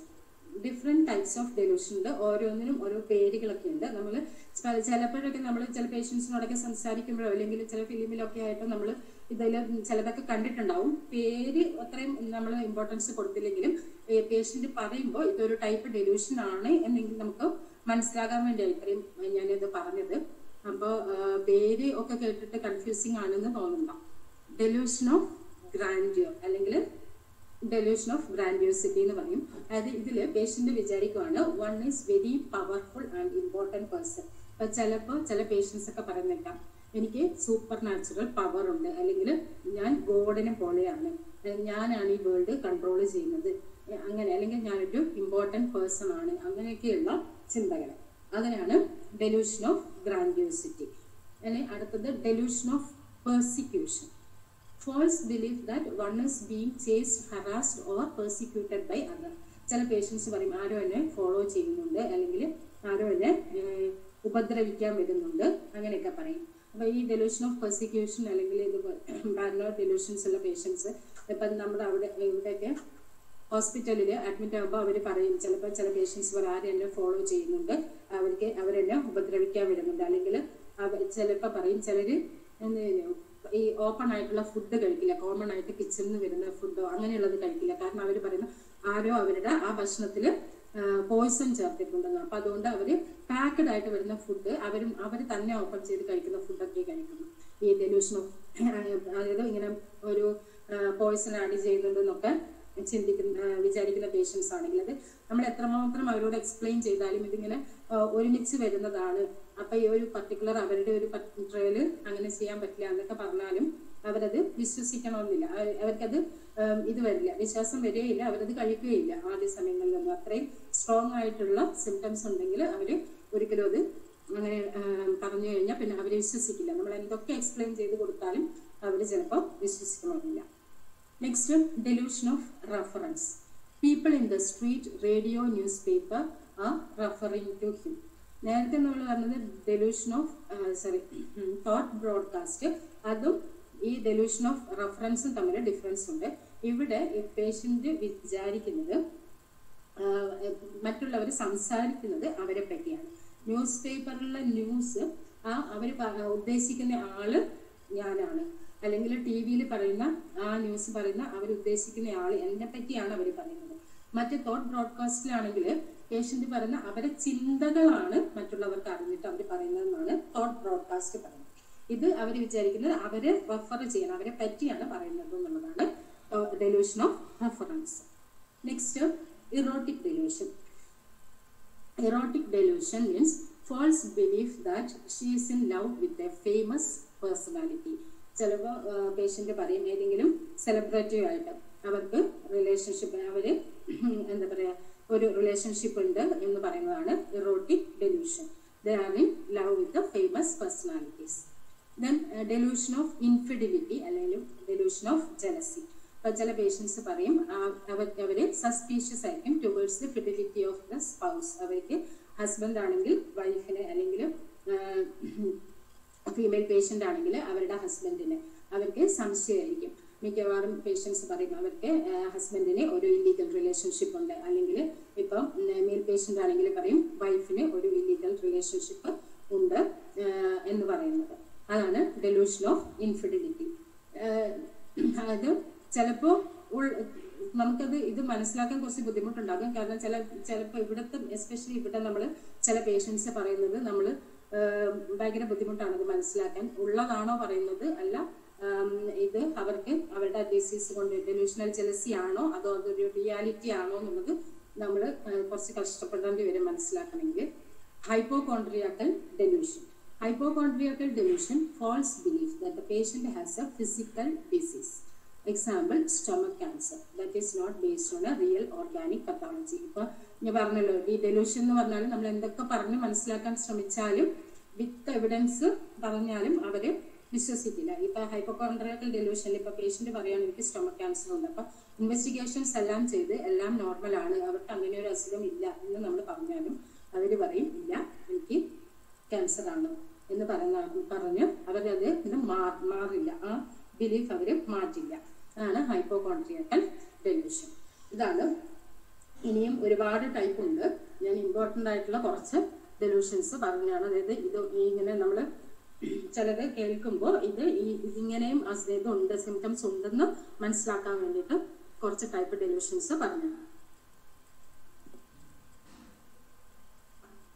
അടുത്തത് കണ്ടന്റ് നമ്മുടെ ഡിപ്രസീവ് കൊഗ്നീഷൻ. അതായത് സാധാരണ ഡിപ്രസീവ് പേഷ്യൻസിന് ഉള്ള ഫീലിങ്സ് ആണ് ഹോപ്പ്ലെസ്നെസ്, വർത്ത്ലെസ്നെസ്, ഹെൽപ്ലെസ്നെസ്. അപ്പം നമ്മൾ പേഷ്യൻറ്റിൻ്റെ മെൻ്റൽ സ്റ്റാറ്റസ് നമ്മൾ തോട്ട് അസസ് ചെയ്യുമ്പോൾ ഈ ഒരു ഫീലിങ്സ് ഉണ്ടോ എന്ന് അസസ് ചെയ്യണം. Hopelessness, worthlessness, helplessness. അതായത് ഇപ്പോൾ പേഷ്യൻ്റ് വിചാരിക്കുവാണ് എന്നെ കൊണ്ട് ഒരു ഗുണവും ഇല്ല, എനിക്ക് എന്നെ സഹായിക്കാൻ ആരുമില്ല, എനിക്ക് എൻ്റെ ഫ്യൂച്ചർ ഒന്നുമില്ല, എന്താണെന്ന് അറിയില്ല. അപ്പോൾ ഇതിൽ അങ്ങനെയുള്ള പേഷ്യൻസിന് എന്തുണ്ടാവും? നാച്ചുറലി ചിലപ്പോൾ സൂയിസൈഡൽ ഐഡിയാസും ഡെത്ത് വിഷസും ഒക്കെ ഉണ്ടാകാനുള്ള ചാൻസ് ഉണ്ട്. അപ്പോൾ സൂയിസൈഡൽ ഐഡിയാസും ഡെത്ത് വിഷസും ഉള്ള പേഷ്യൻ്റ് ആണെങ്കിൽ അത് നമ്മൾ അസസ് ചെയ്യുമ്പോൾ intensity, frequency, plan, previous attempt ഇതൊക്കെ നമ്മൾ നോക്കണം. അതായത് സൂയിസൈഡൽ ഐഡിയ ഉള്ള പേഷ്യൻറ്റിന് അവർക്ക് thoughts, suicidal thoughts how often അവർക്ക് അത്രയും സ്ട്രോങ് ആയിട്ട് അത് സൂയിസൈഡൽ തോട്ട് ഉണ്ടോ. അതുപോലെ അവർക്ക് പ്ലാൻ, അതായത് ചില പേഷ്യൻ്റ് പറയും എനിക്ക് ഇനി ജീവിക്കണ്ട, എനിക്ക് മരിക്കണം, പക്ഷെ എന്താണ് ചെയ്യേണ്ടതെന്ന് അവർക്കൊരു ഐഡിയ ഇല്ല. അതായത് എങ്ങനെ മരിക്കണമെന്നോ എന്താണെന്നോ ഒന്നും ഒരു ഐഡിയ ഇല്ല, അല്ലെങ്കിൽ അതിനുള്ളൊരു അവരതിനെപ്പറ്റി ഒന്നും ചിന്തിച്ചിട്ടില്ല. ഇനി ചില പേഷ്യൻസ് എന്തായിരിക്കും? പ്രീവിയസ് അറ്റംപ്റ്റ് നടത്തിയ പേഷ്യൻസ് ആയിരിക്കും. അങ്ങനെ പ്രീവിയസ് അറ്റംപ്റ്റ് നടത്തിയ പേഷ്യൻസ് ആണെങ്കിലും അവർ എന്താണ് ചെയ്തത്, അതായത് വളരെ ഡേഞ്ചറസ് ആയിട്ടുള്ള കാര്യങ്ങളാണോ അവർ ചെയ്തത്, ശരിക്കും മരിക്കണം എന്ന് വിചാരിച്ച് ഡേഞ്ചറസ് ആയിട്ടുള്ള കാര്യങ്ങൾ ചെയ്യുന്ന പേഷ്യൻസ് ഉണ്ടാവും. ചിലപ്പോൾ ചില പേഷ്യൻസ് അറ്റൻഷൻ സീക്കിങ്ങിന് വേണ്ടിയിട്ട് ചെയ്യുന്ന പേഷ്യൻസ് ഉണ്ടാവും. അതായത് ഇപ്പം ഡേഞ്ചറസ് ആയിട്ട് അവർ എന്തെങ്കിലും ചെയ്യുവാണ്, അതുപോലെ ചെയ്യുന്നത് ഇപ്പം വീട്ടിലാണെങ്കിൽ വീട്ടിൽ ആരും ഇല്ലാത്ത സമയത്ത്, അതായത് രക്ഷിക്കാൻ യാതൊരു ചാൻസും ഇല്ലാത്ത സമയത്ത് അങ്ങനെ നോക്കിയിട്ട് ചെയ്യുന്നതാണെങ്കിൽ അത് അവർ റിയലി ഇത് സൂയിസൈഡൽ ഐഡിയ ഉണ്ട്. അതുപോലെ അത് അവർക്ക് റിസ്ക് കൂടുതലാണ്. അങ്ങനെ ചെയ്യുന്ന പേഷ്യൻറ്റിന് റിസ്ക് കൂടുതലാണ്. അവരൊരു അറ്റൻഷൻ സീക്കിങ്ങിന് ചെയ്യുന്നതല്ല. എന്നാൽ എല്ലാവരുടെയും മുന്നിൽ വെച്ചിട്ട് വളരെ ചെറിയ രീതിയിൽ എന്തെങ്കിലും ഞാൻ ഇതാ ചെയ്യാൻ പോകുന്നു എന്ന് പറഞ്ഞിട്ട് ചെയ്യുന്നതാണെങ്കിൽ അങ്ങനത്തെ കേസിൽ എന്തായിരിക്കും? റിസ്ക് കുറവായിരിക്കും. അതായത് അവർ അറ്റൻഷൻ സീക്കിങ്ങിന് വേണ്ടിയിട്ട് അല്ലെങ്കിൽ ബാക്കിയുള്ളവരെ ത്രട്ടൺ ചെയ്യാൻ വേണ്ടിയിട്ട് ചെയ്യുന്നതായിരിക്കും. അപ്പോൾ ഈ കാര്യങ്ങളെല്ലാം നമ്മൾ സൂയിസൈഡൽ ഐഡിയാസ് ഉള്ള പേഷ്യൻറ്റിന് അസസ് ചെയ്യും. Next mood. Mood is the underlying feeling state. അതായത് അതൊരു സബ്ജക്റ്റീവ് ഫീലിംഗ് ആണ്, പേഷ്യൻറ്റിന് സബ്ജക്റ്റീവ് ഫീലിംഗ് ആണ്. അതായത് നമ്മൾ സാധാരണ മൂഡ് അസസ് ചെയ്യുക പേഷ്യൻറ്റിനോട് how are you feeling today അല്ലെങ്കിൽ for the since 1 week how is your mood എന്നാണ് സാധാരണ ചോദിക്കുക. അതായത് സബ്ജക്റ്റീവ് ഫീലിംഗ് ആണ്. ഇനി അഫക്റ്റ് ആണെങ്കിൽ it is a visible reaction a person displays towards events. അതൊരു ഒബ്ജക്റ്റീവ് അസസ്മെന്റ് ആണ്. അതായത് നമ്മുടെ അസസ്മെന്റ് ആണ്, നമ്മൾ അസസ് ചെയ്യുകയാണ്. ഇപ്പൊ പേഷ്യന്റ് നമ്മളെ അടുത്ത് പല കാര്യങ്ങളും എക്സ്പ്ലെയിൻ ചെയ്യും. നമ്മൾ സംസാരിക്കുമ്പോൾ ഇന്റർവ്യൂ എടുക്കുമ്പോൾ പല കാര്യങ്ങളും എക്സ്പ്ലെയിൻ ചെയ്യുമ്പോൾ അവരുടെ emotional experience and the expression, അതാണ് നമ്മൾ അഫക്റ്റ് ആയിട്ട് ഒബ്സർവ് ചെയ്യുന്നത്. നമ്മുടെ ഒബ്സർവേഷൻ. Congruent and ഇൻകോൺഗ്രുവൻ്റ്. അതായത് പേഷ്യൻ്റ് സംസാരിക്കുമ്പോൾ ചിലപ്പോൾ ചില പേഷ്യൻസ് ഭയങ്കര സാഡ് ആയിട്ടുള്ള കാര്യങ്ങൾ പറയുന്നതായിരിക്കും. പക്ഷെ അവരത് ഹാപ്പി ആയിട്ട് ചിരിച്ചുകൊണ്ടായിരിക്കും അവരത് എക്സ്പ്രസ് ചെയ്യുന്നത്, അത് പറയുന്നത്. അപ്പൊ അവരുടെ ആ ഒരു എക്സ്പ്രഷൻ ഇൻകോൺഗ്രുവൻ്റ് ആണ്. അതായത് ആ സിറ്റുവേഷനുമായിട്ട് കോൺഗ്രുവൻ്റ് അല്ല, അപ്രോപ്രിയേറ്റ് ആയിട്ട് പോകുന്നതല്ല. അതുപോലെ ചിലപ്പോൾ റേഞ്ച് ഭയങ്കര ഉള്ള കാര്യം അവർ പറയുന്നത് അത് എക്സ്പ്രസ് ചെയ്യുമ്പോൾ വളരെ ലൈറ്റായിട്ട് ലിറ്റിൽ എമൗണ്ട് ഓഫ് എക്സ്പ്രഷൻ ആയിരിക്കും. അതിന് റെസ്ട്രിക്റ്റ് എന്ന് പറയും. അതുപോലെ അതിൽ തന്നെ ഫ്ലാറ്റ് അഫക്റ്റ് ഉണ്ട്. അതായത് ഒട്ടുമേ എക്സ്പ്രഷൻ ഇല്ല. അതായത് അവര് പറയുമ്പോൾ no emotional experience and no emotional expression, അതാണ് ഫ്ലാറ്റ് അഫക്റ്റ്. ഇനി വളരെ ചെറിയ എക്സ്പ്രഷൻസ് ഉള്ളെങ്കിൽ അതിന് നമ്മൾ ബ്ലണ്ടിങ്. പിന്നെ ലബൈലിറ്റി എന്ന് വെച്ചാൽ റാപ്പിഡ് ചേഞ്ച്. അതായത് ഒരു റീസണും ഇല്ലാതെ അവര് പെട്ടെന്ന് കരയുക, ചിരിക്കുക, ഇങ്ങനെ ഇമോഷൻസും മാറി വരിക. അത് പ്രത്യേകിച്ച് ഒരു റീസണും ഇല്ല. അങ്ങനെ അവര് എന്തെങ്കിലും ഒരു റീസൺ ഉണ്ടായിട്ടല്ല, അല്ലാതെ ഇങ്ങനെ വെറുതെ മാറി ഇമോഷൻസ് എക്സ്പ്രസ് ചെയ്യുന്നതിനാണ് ലബൈലിറ്റി ഓഫ് മൂഡ് എന്ന് പറയുന്നത്. അപ്പൊ ഇതൊക്കെയാണ് നമ്മൾ മൂഡിൽ അസസ് ചെയ്യുന്നത്. അതിൽ സ്കിസോഫ്രീനിക് പേഷ്യൻസിനാണെങ്കിൽ സാധാരണ ബ്ലണ്ടഡ് ഓർ ഇൻഅപ്രോപ്രിയേറ്റ് അഫക്റ്റ് ആയിരിക്കും. An individual affected by mania may have an exaggerated or euphoric affect. Many patients നമുക്കറിയാലോ അവര് exaggerated feeling ആയിരിക്കും ഉണ്ടാവുക. അവര് extremely happy ആയിരിക്കും. Manic patients. Depressive patients ആണെങ്കിൽ അവരെപ്പോഴും depressed, fixed or constructed affect ആയിരിക്കും.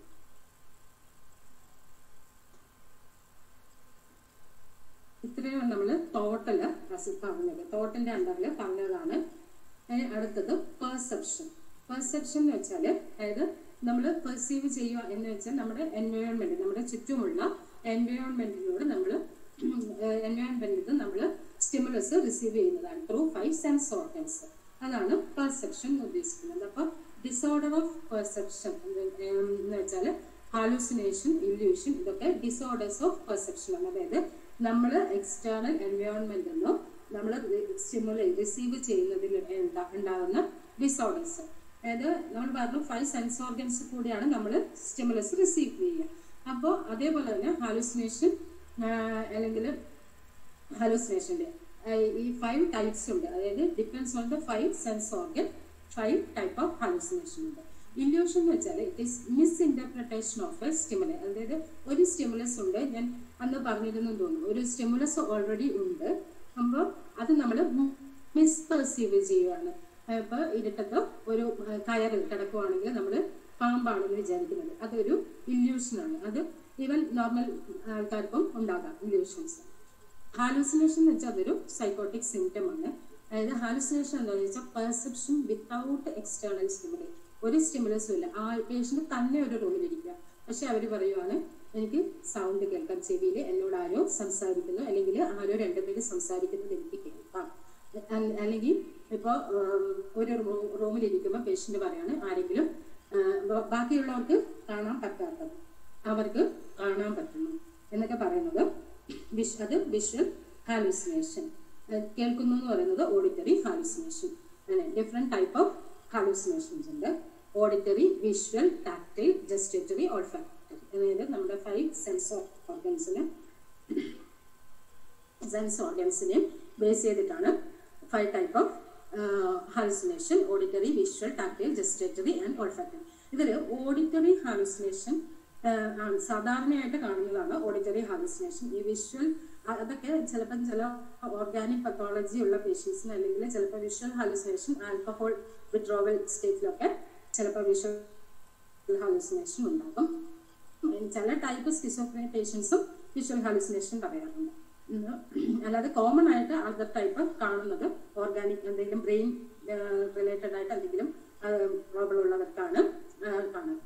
ഓഡിറ്ററി ഹാലൂസിനേഷൻ എന്ന് പറഞ്ഞാൽ പേഷ്യന്റ് ചിലപ്പോൾ പേഷ്യൻസ് പറയും എനിക്ക് എന്നോട് ആരോ സംസാരിക്കുന്നു, അവരെനിക്ക് കമാൻഡ്സ് തരുന്നു. അതായത് അത് ഇമ്പോർട്ടൻ്റ് ആണ്. കാരണം ചിലപ്പോൾ നമ്മൾ പേഷ്യന്റിനോട് സംസാരിക്കുമ്പോൾ അവർ പറയുവാണ് എനിക്കിങ്ങനെ ചെവിയിൽ സൗണ്ട് കേൾക്കാം എന്ന് പറയുമ്പോൾ അതിൽ കണ്ടന്റ് കുറച്ചും കൂടി ഇമ്പോർട്ടൻ്റ് ആണ്. അതായത് അത് ഏത് ടൈപ്പ് എന്നുള്ളതിനേക്കാൾ കൂടുതൽ അതിന്റെ കണ്ടന്റ് ഇമ്പോർട്ടൻ്റ് ആണ്. കാരണം കമാൻഡ് ഹാലൂസിനേഷൻ്റെ അപ്പം ചിലപ്പോൾ അവർ പേഷ്യൻറ്റിനോട് പറയും നീ ഇങ്ങനെ ചെയ്ത് പറഞ്ഞിട്ട് കമാൻഡ്സ് ആണ് അവർക്ക് കിട്ടുന്നത്.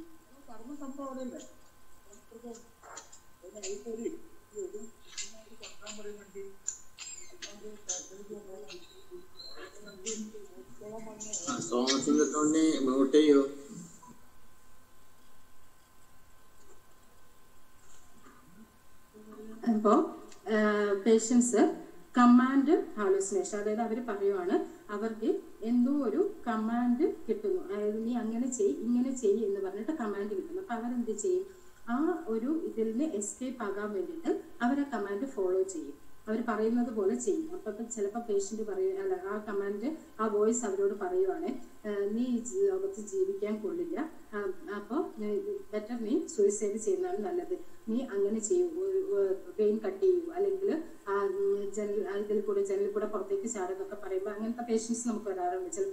ചിലപ്പോൾ വന്നു കഴിഞ്ഞിട്ട് എന്തിനാണ് അങ്ങനെ ചെയ്തതെന്ന് ചോദിച്ചാൽ എനിക്ക് സൗണ്ട് കേട്ടു, ആരോ എന്നോട് ഇങ്ങനെ പറഞ്ഞു നീ ലോകത്ത് ജീവിക്കാൻ കൊള്ളില്ല, നീ ഒത്തിരി പാപങ്ങൾ ചെയ്തിട്ടുണ്ട്, അതുകൊണ്ട് ബെറ്റർ സൂയിസൈഡ് ചെയ്യുന്നതാണ്, അല്ലെങ്കിൽ ഇങ്ങനെ ചെയ്യുന്നതാണ്, അങ്ങനെ ചെയ്യൂ എന്ന് പറഞ്ഞ് അവരെ ഫോഴ്സ് ചെയ്യുവാണ് ആ കമൻസ്.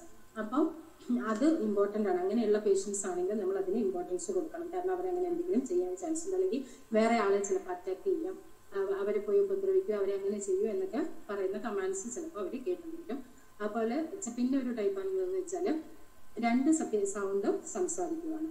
അതിൽ ആ സൗണ്ടുകൾ എന്ത് ചെയ്യുന്ന ഈ പേഷ്യൻറ്റിനെ ഹി ഓർ ഷീ, അതായത് ഒരു തേർഡ് പേഴ്സൺ ആയിട്ട് കണ്ടിട്ട് റെഫർ ചെയ്തിട്ട് സംസാരിക്കുന്ന സൗണ്ടുകൾ കേൾക്കുന്നു എന്ന് പറയാം. അതാണ് ഓഡിറ്ററി ഹാലൂസിനേഷൻ. ഇനി വിഷ്വൽ ഹാലൂസിനേഷൻ എന്ന് വെച്ചാൽ ഇപ്പോൾ പേഷ്യൻ്റ് പറയും എനിക്ക് ഗോഡിനെ കാണാം, എൻ്റെ മുന്നിൽ ഗോഡ് വരാറുണ്ട്, എനിക്ക് സംസാരിക്കാം. അല്ലെങ്കിൽ ഇപ്പോൾ നമ്മളിപ്പോൾ ഹോസ്പിറ്റലിലൊക്കെ ആണെങ്കിൽ ചിലപ്പോൾ ഈ ചില പേഷ്യൻസ് പറയും, നമ്മൾ രാവിലെ പോയുമ്പോൾ പറയും ഇന്നലെ രാത്രി ഇന്നയാളെ എൻ്റെ അടുത്ത് വന്നു, അല്ലെങ്കിൽ ഞാൻ സംസാരിച്ചു, അല്ലെങ്കിൽ അവർ പറയും ഇപ്പം വാർഡിൽ കുറേ ആനിമൽസ് എന്തെങ്കിലുമൊക്കെ അവർക്ക് കാണാൻ പറ്റുന്നുണ്ട്, അവരെ മുന്നിൽ നിറയെ ഇങ്ങനത്തെ സാധനങ്ങളൊക്കെ ഉണ്ട് എന്നൊക്കെ പറഞ്ഞിട്ട് വേറെ ആർക്കും കാണാൻ പറ്റില്ല, പക്ഷെ ഇവരിങ്ങനെ കുറേ സാധനങ്ങൾ കാണുന്നു എന്നൊക്കെ പറഞ്ഞ് കുറേ കാര്യങ്ങൾ നമ്മളോട് പറയും. അപ്പം അതാണ് വിഷ്വൽ ഹാലൂസിനേഷൻ. ഇനി ടാക്ടൈൽ എന്ന് വെച്ചാൽ അത് ഉദ്ദേശിക്കുന്നത് ബീയിങ് ടച്ച്ഡ് എന്നാണ്. അതായത് ചില പേഷ്യൻസ് ഒക്കെ പറയും എനിക്ക് എന്തോ ഇൻസെക്ട്സ് എൻ്റെ ഇതിൽ കൂടെ സ്കിന്നിൽ കൂടെ ഇഴഞ്ഞു പോകുന്നത് പോലെ തോന്നുന്നു എന്നൊക്കെ പറയും. അതാണ് ടാക്ടൈൽ ഹാലൂസിനേഷൻ. ഇനി ജസ്റ്റേറ്ററി ഹാലൂസിനേഷൻ എന്ന് വെച്ചാൽ ടേസ്റ്റ്. അപ്പം അവർ പറയുകയാണ് എനിക്ക് എന്തോ ഒരു ബാഡ് ടേസ്റ്റ് തോന്നുന്നു, എപ്പോഴും എനിക്ക് ഫീൽ ചെയ്യാം എന്ന് പറയുന്നതാണ് ജസ്റ്റേറ്ററി. ഓൾഫാക്ടറി എന്ന് വെച്ചാൽ സ്മെല്ല്, അതായത് വേറെ ആർക്കും ഒരു സ്മെല്ലും ഉണ്ടാവില്ല, പക്ഷേ ഈ പേഷ്യൻ്റ് പറയും എന്തോ ഒരു ബാഡ് സ്മെല്ലുണ്ട് എന്ന് പറയും. അത് ഓൾഫാക്ടറി ഹാലൂസിനേഷൻ. ഇതാണ് different type of hallucination: auditory, visual, tactile, ജസ്റ്റേറ്ററി and olfactory hallucinations. അന്ന് ഇത്രയും ഭാഗമായിരുന്നു നമ്മൾ ഡിസ്കസ് ചെയ്തിരുന്നത്. ഇനി അടുത്തത് കോഗ്നിറ്റീവ് ഫങ്ഷൻ. അതായത് നമ്മൾ കോഗ്നിറ്റീവ് ഫങ്ഷൻസ് എന്ന് വെച്ചാൽ consciousness, attention, concentration, orientation, memory, intelligence, judgement and insight. ഇത്രയും ഭാഗമാണ് കോഗ്നിറ്റീവ് ഫങ്ഷനിൽ വരുന്നത്. ആദ്യം പേഷ്യന്റ് കോൺഷ്യസ് ആണ്. ഇനി ഈ നമ്മുടെ മെന്റൽ സ്റ്റാറ്റസ് എക്സാമിനേഷൻ ഒക്കെ നമ്മൾ ചെയ്യണമെങ്കിൽ പേഷ്യന്റ് നമ്മളോട് കോപ്പറേറ്റീവ് ആയിരിക്കണം, അവർ സംസാരിക്കണം, അതുപോലെ അവർ കോൺഷ്യസ് ആൻഡ് അലേർട്ട് ആവണം. എന്നാൽ മാത്രമേ നമുക്ക് ഈ കോഗ്നിറ്റീവ് ഫംഗ്ഷൻ ഒക്കെ ചെയ്യാൻ പേഷ്യന്റ് കോൺഷ്യസ് ആൻഡ് അലേർട്ട് ആയിരിക്കണം. അപ്പം മാത്രമേ നമുക്ക് കോഗ്നിറ്റീവ് ഫംഗ്ഷൻ ചെയ്യാൻ പറ്റുള്ളൂ. അപ്പോൾ പേഷ്യന്റ് ഡ്രൗസി ആണ്, മെഡിക്കേഷനോ എന്തെങ്കിലും സെഡേഷനോ ഒക്കെ കൊടുക്കാൻ ഡ്രൗസി ആണെങ്കിൽ അവർ അലേർട്ട് ആയാൽ മാത്രമേ നമുക്ക് ഈ കോഗ്നിറ്റീവ് ഫംഗ്ഷൻ ചെയ്യാൻ പറ്റൂ. കോൺഷ്യസ്നെസ് എന്ന് വെച്ചാൽ നമുക്കറിയാം state in which patient is awake, aware and responsive to stimulus. അവരുടെ എൻവയോൺമെന്റുമായിട്ട് അവർ റെസ്പോണ്ട് ചെയ്യുന്ന, അവേക്ക് ആൻഡ് അവെയർ ആയിട്ടിരിക്കുന്ന അവസ്ഥയാണ് consciousness. If the patient is able to focus on a task, it is called attention. Attention എന്ന് വെച്ചാൽ ഇപ്പോൾ പേഷ്യന്റ് ഒരു കാര്യം ചെയ്യാൻ, ഇപ്പം നമ്മൾ സംസാരിക്കും, ഈ മെന്റൽ സ്റ്റാറ്റസ് എക്സാമിനേഷനും ഈ കോഗ്നിറ്റീവ് ഫംഗ്ഷൻ ഇതൊക്കെ കോഗ്നിറ്റീവ് അസസ്മെന്റ് ഇതൊക്കെ നമ്മൾ പേഷ്യന്റിൻ്റെ അടുത്ത് ചെയ്യുമ്പോൾ അപ്പോൾ പേഷ്യന്റ് നമ്മളോട് അറ്റൻറ്റീവായിട്ട് ഇരിക്കുവാണെങ്കിൽ ഒരു ചിലപ്പോൾ സമയമെടുക്കും. നമ്മൾ ഈ മെന്റൽ സ്റ്റാറ്റസ് എക്സാമിനേഷൻ ചെയ്യാൻ സമയമെടുക്കും. അപ്പോൾ ഒരു 30-45 മിനിറ്റ്സ് ഒക്കെ ചിലപ്പോൾ സമയമെടുക്കും. അപ്പൊ ഈ അത്രയും സമയം നമ്മളോടത്ത് അവര് കോപ്പറേറ്റീവ് ചെയ്ത് നമ്മൾ പറയുന്നതെല്ലാം ലിസൺ ചെയ്ത് ഇരിക്കുവാണെങ്കിൽ നമുക്ക് അറിയാം അവര് അറ്റൻറ്റീവ് ആൻഡ് എന്താ പറയാ കോൺസെൻട്രേഷൻ നമുക്ക് അങ്ങനെ അസസ് ചെയ്യാൻ പറ്റും. ഇനി അതല്ലാതെ ശരിക്കും ഐഡിയൽ ആയിട്ട് ഉള്ള ടെസ്റ്റുകളാണ് ഇവിടെ പറഞ്ഞിരിക്കുന്നത്. അങ്ങനെ തന്നെ ചെയ്യണമെന്നില്ല. ഇപ്പൊ നമുക്ക് ജസ്റ്റ് ഒന്ന് അസസ് ചെയ്യാനാണെങ്കിൽ അത് നമുക്ക് ഇങ്ങനെ അസസ് ചെയ്യാം.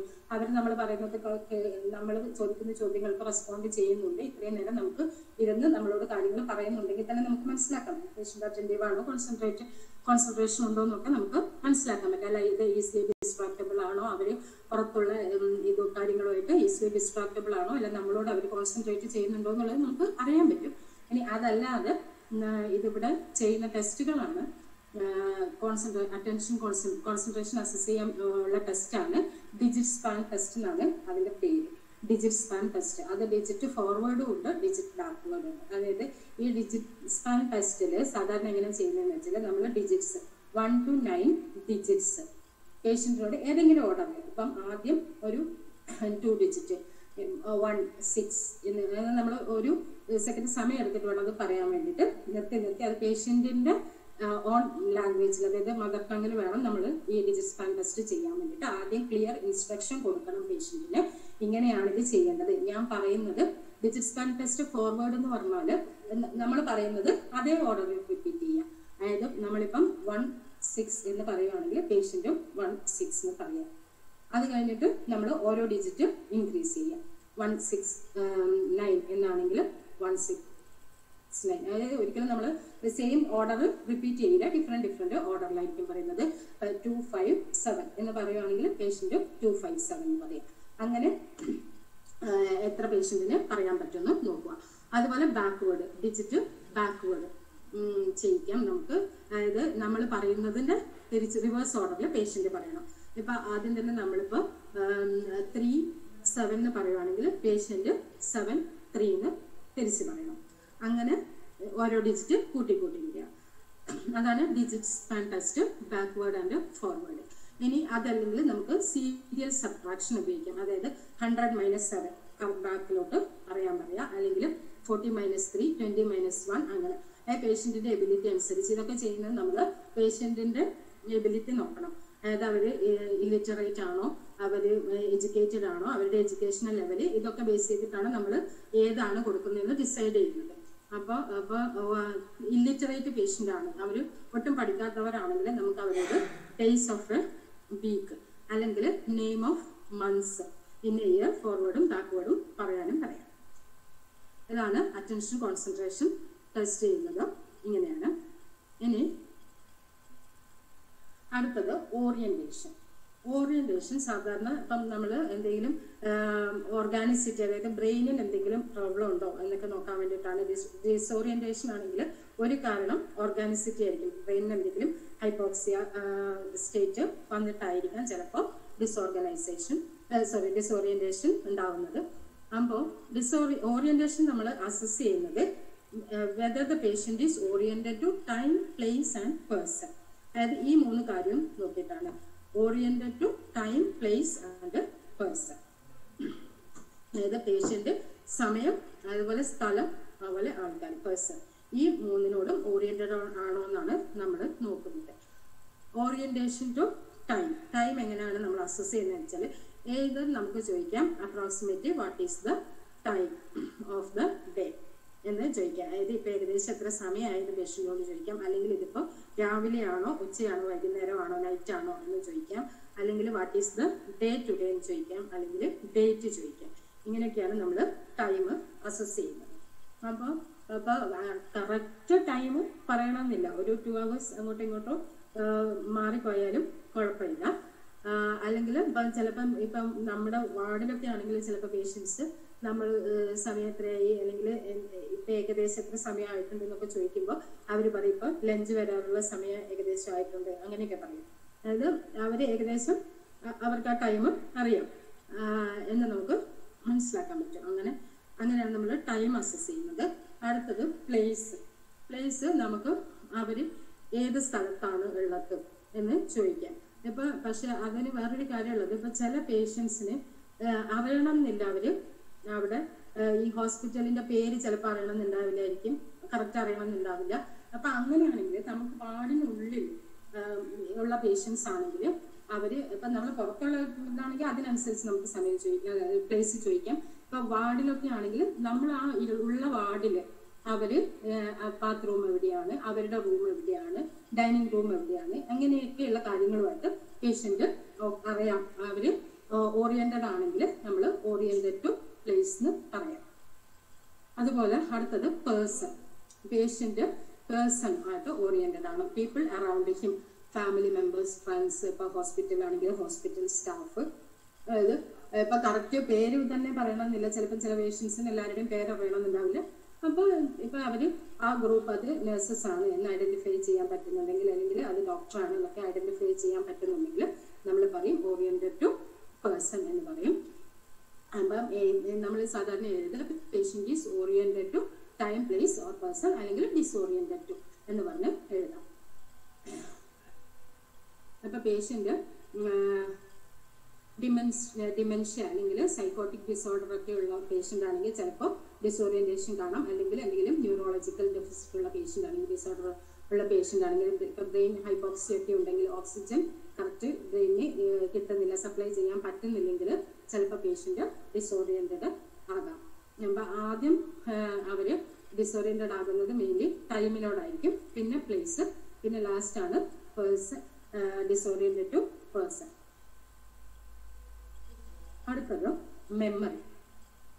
Memory immediate memory, recent memory, remote memory, ഇങ്ങനെ 3 മെമ്മറിയാണ് നമ്മൾ അസസ് ചെയ്യുന്നത്. ഇമ്മീഡിയറ്റ് മെമ്മറി നമ്മൾ ഓൾറെഡി അറ്റൻഷൻ, കോൺസെൻട്രേഷൻ അസസ് ചെയ്തപ്പോൾ ഡിജിറ്റ് സ്പാൻ ടെസ്റ്റ് വെച്ചിട്ട് നമുക്ക് ഇമ്മീഡിയറ്റ് മെമ്മറി, അതായത് ആ ഒരു അപ്പം തന്നെയുള്ള മെമ്മറി, അത് ഇമ്മീഡിയറ്റ് മെമ്മറി എന്ന് പറയും. അങ്ങനെ അസസ് ചെയ്യാം.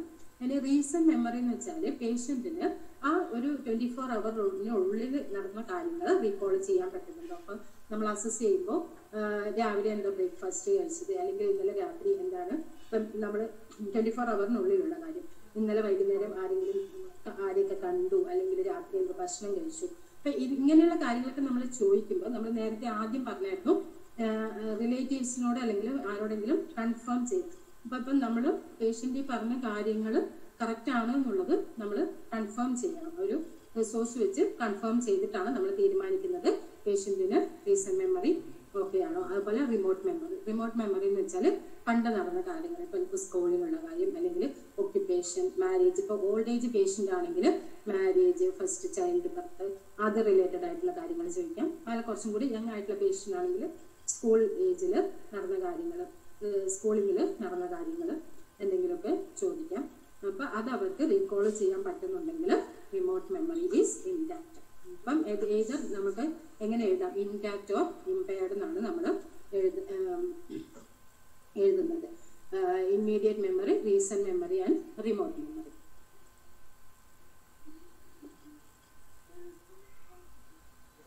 ഇപ്പോൾ മെമ്മറി ലോസ് സാധാരണ എന്തെങ്കിലും brain injury to the brain, അല്ലെങ്കിൽ ഡിമെൻഷ്യ ഉള്ള പേഷ്യൻസിന് major traumatic or stressful events, അല്ലെങ്കിൽ ബൈപോളാർ ഡിസോർഡറിൽ ചിലപ്പോൾ കാണാം. Depression or mental health disorder such schizophrenia, substance abuse, അല്ലെങ്കിൽ over use of medicines such barbiturates. Barbiturates ഈ ഫിനോബാർബിറ്റ എന്ന് പറഞ്ഞാൽ നമ്മൾ സാധാരണ നാട്ടിൽ എപ്പിലെപ്സിക്കൊക്കെ കൊടുക്കുന്ന മെഡിസിൻ, അത് സെഡേറ്റീവും കൂടിയാണ്. അപ്പോൾ അത് യൂസ് ചെയ്യുന്ന ആൾക്കാർക്ക് ചിലപ്പോൾ കാണാം. ചിലപ്പോൾ ECT, electro convulsive therapy, ECT കഴിഞ്ഞ പേഷ്യന്റിന് ടെമ്പററി മെമ്മറി ലോസ് ഉണ്ടാകും. അത് ടെമ്പററി ലോസ് ആണ്, എന്നാൽ പോലും ടെമ്പററി മെമ്മറി ലോസ് ECT കഴിഞ്ഞ പേഷ്യൻസിന് ഒരു സൈഡ് എഫക്റ്റ് ആയിട്ട് പറയാറുണ്ട്. Next intelligence. ഇന്റലിജൻസ് നമ്മൾ ജനറൽ ഇൻഫർമേഷൻ, അതായത് നമ്മൾ ഇതൊക്കെ അസസ് ചെയ്യുമ്പോൾ പേഷ്യന്റിന്റെ എഡ്യൂക്കേഷണൽ ബാക്ക്ഗ്രൗണ്ട്, അവരുടെ ഏജ്, ഇതൊക്കെ നോക്കിയിട്ട് ഇതിനൊക്കെ ഒന്ന് എന്താ പറയുക ഇമ്പോർട്ടൻസ് കൊടുത്തിട്ട്, അല്ലെങ്കിൽ നമ്മുടെ മനസ്സിൽ ഇതൊക്കെ ഒന്ന് വെച്ചിട്ടാണ് നമ്മൾ എപ്പോഴും മെന്റൽ സ്റ്റാറ്റസ് എക്സാമിനേഷന് പല ക്വസ്റ്റ്യൻസും പേഷ്യന്റിനോട് ചോദിക്കേണ്ടത്. Educational background, cultural background, age, ഇതൊക്കെ കൺസിഡർ ചെയ്യണം. അപ്പൊ അത് വെച്ചിട്ടാണ് നമ്മൾ ജനറൽ ഇൻഫർമേഷൻ ഒക്കെ ചോദിക്കുന്നത്. പേഷ്യന്റിന്റെ ഒരു ബാക്ക്ഗ്രൗണ്ട് വെച്ചിട്ട് അവർക്ക് പറയാൻ പറ്റുന്ന രീതിയിലുള്ള ജനറൽ ഇൻഫർമേഷൻ. എന്തെങ്കിലും ക്വസ്റ്റ്യൻസ് നമുക്ക് ചോദിക്കും, 2-3 ക്വസ്റ്റ്യൻസ് നമ്മൾ ചോദിക്കും. അതുപോലെ comprehension, what will you do when you feel called, അത് ഇങ്ങനെ ഒരു സിറ്റുവേഷൻ കൊടുക്കുമ്പോൾ അവർക്ക് അത് കറക്റ്റായിട്ട് മനസ്സിലാക്കിയിട്ട് അത് ഫോളോ ചെയ്യാൻ പറ്റുന്നുണ്ടോ എന്നുള്ളത്. അതുപോലെ 3 കമാൻഡ് പറഞ്ഞിട്ട്, അതായത് ഇപ്പോൾ ഒരു പേപ്പർ കൊടുത്തിട്ട് പേപ്പർ ഇങ്ങനെ മടക്കുക അല്ലെങ്കിൽ ഇങ്ങനെ ചെയ്യുന്നു പറഞ്ഞിട്ട് ഒരു 3 കമാൻഡ് കൊടുക്കുക, അതാണ് 3 കമാൻഡ് ടെസ്റ്റ്. അത് അവർക്ക് പ്രോപ്പറായിട്ട് ഫോളോ ചെയ്യാൻ പറ്റുന്നുണ്ടോ. അരിത്മെറ്റിക് ടെസ്റ്റ്, അതായത് calculation both simple and complex, നമ്മൾ സിമ്പിൾ അഡീഷൻസും അല്ലെങ്കിൽ മൾട്ടിപ്ലിക്കേഷനും അതുപോലെ ഡിവിഷനും ഒക്കെ കൊടുക്കുക. അപ്പോൾ അത് അവർക്ക് കറക്റ്റായിട്ട് ചെയ്യാൻ പറ്റുന്നുണ്ടോ. Arithmetic ability. അതുപോലെ അബ്സ്ട്രാക്ഷൻ എന്ന് വെച്ചാൽ ഇപ്പം നമ്മൾ അസസ് ചെയ്യുന്നത് അവർക്ക് ഒരു കാര്യം അതിൻ്റെ ഇന്നർ മീനിങ് വെച്ച് മനസ്സിലാക്കാൻ പറ്റുന്നത്. നമ്മൾ സാധാരണ ഇപ്പം ഒരു പഴഞ്ചൊല്ല് പറഞ്ഞാൽ അതിൻ്റെ ആ ഒരു വേർഡ് മീനിങ്ങും ഉണ്ട്, ഇന്നർ മീനിങ്ങും ഉണ്ട്. അപ്പോൾ പേഷ്യൻറ്റിന് അബ്സ്ട്രാക്ട് തിങ്കിങ് എബിലിറ്റി ഉള്ള പേഷ്യൻറ്റിനാണെങ്കിൽ അതിൻ്റെ ഇന്നർ മീനിങ് അവർക്ക് കൃത്യമായിട്ട് എക്സ്പ്ലെയിൻ ചെയ്യാൻ പറ്റുന്നുണ്ടെങ്കിൽ നമ്മൾ പറയും പേഷ്യൻറ്റിന് അബ്സ്ട്രാക്ട് തിങ്കിങ് എബിലിറ്റി ഉണ്ടെന്ന് പറയും. ഇനി അതല്ല അവർക്ക് വെറുതെ വേർഡ് മീനിങ് മാത്രമേ അറിയുള്ളൂ, അതിനാണെങ്കിൽ നമ്മൾ പറയും കോൺക്രീറ്റ് തിങ്കിങ് എബിലിറ്റി എന്ന് പറയും. ഇനി ഇപ്പോൾ പ്രോവേബ് നമ്മൾ സാധാരണ ഇപ്പോൾ പ്രോവേബ് ടെസ്റ്റ് ചെയ്യുന്നത് അത് പ്രോവേബ് അറിയുന്ന പേഷ്യൻറ്റിനാണ്. അപ്പം നമ്മൾ ആദ്യം അവരോട് ചോദിക്കണം, നിങ്ങൾക്ക് പഴഞ്ചൊല്ല് എന്താണെന്ന് അറിയൂ. അപ്പം അത് അറിയെങ്കിൽ മാത്രം നമുക്കത് ചെയ്യാൻ പറ്റും. ഇനി അങ്ങനെ അല്ലാത്ത പേഷ്യൻസിന് യൂസ് ചെയ്യുന്നതാണ് ഡിഫറൻസസ് ആൻഡ് സിമിലാരിറ്റീസ് ടെസ്റ്റ്. അതായത് ഏതെങ്കിലും 2 സാധനങ്ങൾ കൊടുത്തിട്ട് നമ്മൾ സാധാരണ പറയുന്നത് ഇത് 2 തമ്മിലുള്ള സാമ്യവും വ്യത്യാസവും എഴുതാണ്. ആദ്യം വ്യത്യാസങ്ങൾ പറയാൻ പറയും, പിന്നെ സാമ്യം, അതായത് ഡിഫറൻസസും സിമിലാരിറ്റീസും. അത് പേഷ്യൻറ്റിന് കറക്റ്റായിട്ട് പറയാൻ പറ്റുന്നുണ്ട്. അതായത് ഒരു നല്ല രീതിയിൽ അവർക്കത് ഇന്നർ മീനിങ് അറിഞ്ഞ് അത് ഒരു ഇച്ചിരി ഒരു കോംപ്ലക്സ് രീതിയിൽ അവർക്കത് എക്സ്പ്ലെയിൻ ചെയ്യാൻ പറ്റുന്നുണ്ടെങ്കിൽ നമുക്ക് പറയാം പേഷ്യൻറ്റിന് അബ്സ്ട്രാക്ട് തിങ്കിങ് എബിലിറ്റി ഉണ്ട്, അല്ലെങ്കിൽ കോൺക്രീറ്റ് തിങ്കിങ് എബിലിറ്റി എന്ന് പറയും. അപ്പോൾ നമ്മൾ സാധാരണ ഇൻ്റലിജൻസും റെക്കോർഡ് ചെയ്യുന്നത് law, subnormal, average, above average ഇൻ്റലിജൻസിലാണ്. അപ്പം ഇൻ്റലിജൻസ് സാധാരണ നമ്മൾ ചില അസുഖങ്ങൾ usually associated with higher intelligence, especially schizophrenia ഒക്കെ പറയുമ്പോൾ അത് ഹയർ ഇൻ്റലിജൻസ് ആയിട്ടുള്ള ആൾക്കാരിലാണ് കൂടുതലും കാണുന്നത് എന്നാണ് പറയുന്നത്. Drug abuse, schizophrenia പോലെയുള്ളത്.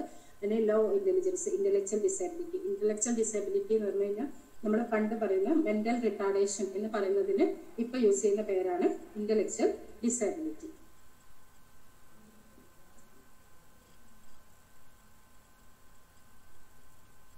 അടുത്തത് ജഡ്ജ്മെന്റ് എന്ന് വെച്ചാൽ ഡിസിഷൻ മേക്കിംഗ് കപ്പാസിറ്റിയാണ് ജഡ്ജ്മെന്റ് എന്ന് വെച്ച് ഉദ്ദേശിക്കുന്നത്. അപ്പൊ പേഷ്യന്റിന് അങ്ങനെ ഒരു ഡിസിഷൻ മേക്കിംഗ് കേപ്പബിലിറ്റി ഉണ്ടോ എന്നുള്ളതാണ് നമ്മൾ ജഡ്ജ്മെന്റിൽ അസസ് ചെയ്യുന്നത്. പേഴ്സണൽ ജഡ്ജ്മെന്റ് ഉണ്ട്, ടെസ്റ്റ് ജഡ്ജ്മെന്റ് ഉണ്ട്. അതിൽ പേഴ്സണൽ ജഡ്ജ്മെന്റ് എന്ന് വെച്ചാൽ പേഷ്യന്റിനോട് നമ്മൾ ചോദിക്കാണ് ഇപ്പൊ എന്താണ് അവരുടെ ഫ്യൂച്ചർ പ്ലാൻ. ഇപ്പൊ അവിടുന്ന് ഡിസ്ചാർജ് ആയി പേഷ്യന്റ് പോയാൽ അവരുടെ ഇമ്മീഡിയറ്റ് ഫ്യൂച്ചർ പ്ലാൻ എന്താണ് എന്നൊക്കെ ചോദിച്ചാൽ പേഷ്യന്റിന് അതിനൊരു കൃത്യമായിട്ടൊരു ഉത്തരം പറയാൻ പറ്റുന്നുണ്ടെങ്കിൽ നമ്മൾ പേഴ്സണൽ ജഡ്ജ്മെന്റ് ഇൻഡാക്ട് എന്ന് പറയാം. ടെസ്റ്റ് ജഡ്ജ്മെന്റ് എന്ന് വെച്ചാൽ ഒരു സിറ്റുവേഷൻ കൊടുക്കുക, ഇപ്പോൾ അവിടെ തീ പിടിച്ചു, ഇപ്പൊ ഇവിടെ ഇരിക്കുന്ന സ്ഥലത്ത് തീ പിടിച്ചു, അപ്പൊ നിങ്ങൾ എന്ത് ചെയ്യും, അങ്ങനെയൊക്കെയുള്ള ഒരു സിറ്റുവേഷൻ കൊടുക്കുക. അല്ലെങ്കിൽ ഇപ്പൊ നിങ്ങൾ നടന്നു പോകുമ്പോൾ നിങ്ങൾക്ക് ഒരു പേഴ്സ് വീണ് കിട്ടി, അപ്പൊ നിങ്ങൾ എന്ത് ചെയ്യും എന്നൊക്കെയുള്ള സിറ്റുവേഷൻസ് കൊടുക്കുക. അപ്പൊ ആ സിറ്റുവേഷന് അവർക്ക് കറക്റ്റായിട്ട് അവരെങ്ങനെ റെസ്പോണ്ട് ചെയ്യും എന്നുള്ള ഒരു ഇത് പറയാൻ പറ്റുന്നുണ്ടെങ്കിൽ അവരുടെ ജഡ്ജ്മെന്റ് ഇൻടാക്ട് അല്ലെങ്കിൽ ഇംപെയർഡ് എന്ന് പറയാം. ഇനി ലാസ്റ്റ് വണ്ണാണ് ഇൻസൈറ്റ്. ഈ കോഗ്നിറ്റീവ് അസസ്മെന്റിലെ ലാസ്റ്റ് ഭാഗമാണ് ഇൻസൈറ്റ്. ഇൻസൈറ്റ് എന്ന് വെച്ചാൽ ആ പേഷ്യന്റിന് അവർക്ക് മെന്റൽ ഇൽനെസ് ഉണ്ട് എന്നുള്ളത് അറിയുമോ. സിമ്പിൾ ആയിട്ട് പറഞ്ഞാൽ അതായത് ചില പേഷ്യൻസ് പറയും എനിക്ക് അസുഖമൊന്നുമില്ല, എൻ്റെ ഫാമിലി എന്നെ ഇങ്ങോട്ട് കൊണ്ടുവന്നതാണ്, അവർക്കാണ് കുഴപ്പം, എനിക്ക് യാതൊരു കുഴപ്പമില്ല എന്നൊക്കെ പറയും. അപ്പോൾ അതായത് ആ പേഷ്യന്റിന് എന്താണ് ലാക്ക് ഓഫ് ഇൻസൈറ്റ്, അവർക്ക് ഇൻസൈറ്റ് ഇല്ല, അവരുടെ അസുഖത്തിനെ പറ്റിയിട്ട് അവർ അവയറല്ല. അപ്പോൾ ഇൻസൈറ്റ് നമ്മൾ സാധാരണ അസസ് ചെയ്യുന്നത് 3 കാര്യങ്ങൾ വെക്കും. അതായത് awareness of having mental illness, awareness of the symptoms are attributed to mental illness and acceptance for the treatment and change in behaviour. ആദ്യത്തെ കാര്യം പേഷ്യന്റിന് അറിയോ പേഷ്യന്റിന് മെന്റൽ ഇൽനെസ് ആണെന്നുള്ളത്. അതായത് ചില പേഷ്യൻസ് പറയും എനിക്ക് തലവേദനയാണ്, അപ്പം അങ്ങനെ എന്നെ ഇങ്ങോട്ട് കൊണ്ടുവന്നതാണ്, അല്ലെങ്കിൽ അവർ പറയും ഞാൻ ഭയങ്കര ടയേർഡായിരുന്നു അപ്പം വീട്ടുകാർ കൊണ്ടുവന്നതാണ് എന്ന് പറയും. അതായത് അവർ ഫിസിക്കൽ സിംറ്റംസ് ഉണ്ടെന്നാണ് പറയുമ്പോൾ മെന്റൽ ഇൽനെസ് ഉണ്ടെന്ന് അവർ പറയില്ല. അപ്പോൾ ഒന്ന് നമ്മൾ പേഷ്യൻറ്റിന് മെൻ്റൽ ഇൽനെസ് ഉണ്ട് എന്ന് അവർക്ക് അറിയുന്നു. ഇനി അടുത്തത് അവരുടെ symptoms is due to mental illness. അവർക്ക് ഈ കാണുന്ന സിംറ്റംസ് മെൻ്റൽ ഇൽനെസ് കൊണ്ടുള്ളതാണ് എന്ന് അവർക്ക് അറിയുന്നു. അതുപോലെ ആക്സെപ്റ്റൻസ് ട്രീറ്റ്മെൻറ്റ്. ചില പേഷ്യൻ്റ് പറയും എനിക്ക് അസുഖമൊക്കെ ഉണ്ട്, പക്ഷേ മെഡിസിൻ കഴിക്കേണ്ട യാതൊരു ആവശ്യമില്ല, മെഡിസിൻ കഴിക്കുന്നതുകൊണ്ട് യാതൊരു ഗുണവും ഇല്ല എന്നൊക്കെ പറയും. അതായത് അവരുടെ ട്രീറ്റ്മെൻറ്റിന് അവർക്ക് അക്സെപ്റ്റൻസ് ഉണ്ടാവില്ല. അപ്പം ഇതെല്ലാം നോക്കിയിട്ടാണ് നമ്മൾ പറയുക ആബ്സെൻ്റ്. അതായത് ഒട്ടും അവർക്ക് അറിയില്ല, അവർക്ക് മെൻ്റൽ ഇൽനെസ് ആണെന്ന് അവർക്ക് അറിയില്ലെങ്കിൽ നമ്മൾ പറയും ആബ്സെൻ്റ് ഇൻസൈറ്റ്. അല്ലെങ്കിൽ ഇപ്പം അവർക്ക് അറിയാം പക്ഷെ അവർ ട്രീറ്റ്മെൻറ്റിനൊന്നും വില്ലിങ് അല്ലെങ്കിൽ നമ്മൾ പറയും പാർഷ്യൽ ഓർ ലിമിറ്റഡ് ഇൻസൈറ്റ്. അല്ലെങ്കിൽ അവർ ഈ ഇതും ഓക്കെ ആണെങ്കിൽ ഇൻസൈറ്റ് പ്രസൻറ്റ് അല്ലെങ്കിൽ ഗുഡ് ഇൻസൈറ്റ് എന്ന് പറയും. ഇനി വേറെ ഗ്രേഡിംഗ് ഓഫ് ഇൻസൈറ്റ്, വേറൊരു രീതിയിലുള്ള ഗ്രേഡിംഗ് ഇൻസൈറ്റ് ആണ്. 6 കാര്യങ്ങൾ വെച്ചിട്ട് complete denial of the illness. അതായത് അവർ കംപ്ലീറ്റ് ആയിട്ട് എന്താ പറയുക ഇൽനെസ്സേ ഉണ്ടെന്ന് അവർ സമ്മതിക്കില്ല. എനിക്ക് മെൻ്റൽ ഇൽനെസ്സേ ഇല്ലെന്ന് പറയും. അടുത്തത് slight awareness about but delay. അതായത് ചെറിയ രീതിയിൽ അവർക്ക് അറിയാം അവർക്ക് അസുഖം എന്നാലും അവരെന്ത് ചെയ്യില്ല, അത് സമ്മതിക്കാൻ തയ്യാറാവില്ല. ബട്ട് ഡിലേയിലാണ്. ഇനി awareness of being sick but blaming it on external factors. അവർക്ക് അറിയാം അവർക്ക് അസുഖമുണ്ടെന്ന്, പക്ഷെ അവർ എന്താണ് പറയുന്നത്, അതിന് എക്സ്റ്റേണൽ ഫാക്ടേഴ്സിനെ അവർ ബ്ലെയിം ചെയ്യുക. Awareness that illness is caused by something unknown. അതായത് അവർക്കറിയാം അവർക്ക് അസുഖം ഉണ്ടെന്ന്, പക്ഷെ എന്തോ അറിയാത്ത റീസൺ കാരണം, കോസ്ഡ് ബൈ സംതിങ് അൺനോൺ. ഇനി intellectual insight aware. Intellectual insight എന്ന് വെച്ചാൽ aware but not ready for change. അവർക്കറിയാം അവർക്ക് അസുഖം ഉണ്ടെന്ന്, പക്ഷെ ട്രീറ്റ്മെന്റ് വേണ്ട, അവർ യാതൊരു ചേഞ്ചിനും തയ്യാറല്ല. ഇനി ട്രൂ ഇമോഷണൽ ഇൻസൈറ്റ് എന്ന് വെച്ചാൽ aware and ready for change. Aware ആണ്, അപ്പോൾ അവർ ട്രീറ്റ്മെന്റ് എടുക്കാനും വില്ലിങ് ആണ്. ഈ ഇൻസൈറ്റ് നമ്മൾ ഒരു ഇതിൽ നോക്കുന്ന വെച്ചാൽ ഇൻസൈറ്റ് ഉള്ള പേഷ്യൻസ് മാത്രമേ അവരുടെ ട്രീറ്റ്മെന്റിന് വില്ലിങ് ആവുള്ളൂ. ഇൻസൈറ്റ് ഇല്ലെങ്കിൽ അവർ പറയും എനിക്ക് അസുഖമൊന്നുമില്ല, അതുകൊണ്ട് യാതൊരു മെഡിസിനും ആവശ്യമില്ല എന്ന് പറയും. അതുപോലെ ഇപ്പം നമ്മൾ ഹോസ്പിറ്റലിലൊക്കെ ആണെങ്കിൽ നമ്മൾ ഹോസ്പിറ്റലിൽ നിന്ന് അവർ ഇപ്പം പേഷ്യൻസ് കറക്റ്റ് ടൈമിൽ മെഡിക്കേഷനൊക്കെ എടുക്കുന്നുണ്ടാവും. പക്ഷേ ഇവർ പുറത്ത് പോകുമ്പോൾ ഒരിക്കലും മിക്കവാറും എല്ലാ പേഷ്യൻസും റിലാക്സ് ആയിട്ട് റീഅഡ്മിറ്റ് ആവുന്നത് മെയിൻ റീസൺ അവർ വീട്ടിൽ നിന്ന് മെഡിസിൻ കറക്റ്റ് കഴിക്കാത്തതായിരിക്കും. നമ്മൾ കറക്റ്റ് ചോദിക്കുമ്പോൾ അവർ മെഡിസിൻ കഴിച്ചിട്ടുണ്ടാവില്ല. അപ്പം അതിൻ്റെ ഒരു റീസൺ എന്ന് വെച്ചാൽ അവർക്ക് പ്രോപ്പറായിട്ടുള്ള ഇൻസൈറ്റ് ഇല്ലാത്തതാണ്, അവർ മെഡിസിൻ കഴിക്കാത്തതിൻ്റെ റീസൺ. അപ്പം അതുകൊണ്ട് ഇൻസൈറ്റും ഇമ്പോർട്ടൻ്റ് ആണ്. നമുക്ക് ഇപ്പം പേഷ്യൻ്റ് കറക്റ്റ് ഫോളോ അപ്പ് വേണമെങ്കിൽ, അതുപോലെ ഇപ്പം ആദ്യം തന്നെ ഇപ്പം പേഷ്യൻ്റ് ഒന്ന് ട്രീറ്റ്മെൻറ്റിന് വില്ലിങ് ആവണമെങ്കിൽ അവർക്ക് മെൻ്റൽ ഇൽനെസ് ഉണ്ട് എന്നുള്ളത് അവർക്ക് മനസ്സിലാക്കണം. അപ്പം അതുകൊണ്ട് ഇൻസൈറ്റും നമ്മൾ അസസ് ചെയ്യണം. ഇത്രയാണ് നമ്മൾ മെൻ്റൽ സ്റ്റാറ്റസ് എക്സാമിനേഷൻ്റെ ഡിഫറെൻ്റ് ഏരിയാസ്. ഇന്ന് കുറച്ച് സ്ലോ ആയിട്ടാണ് പോയതെന്ന് വിചാരിക്കുന്നു.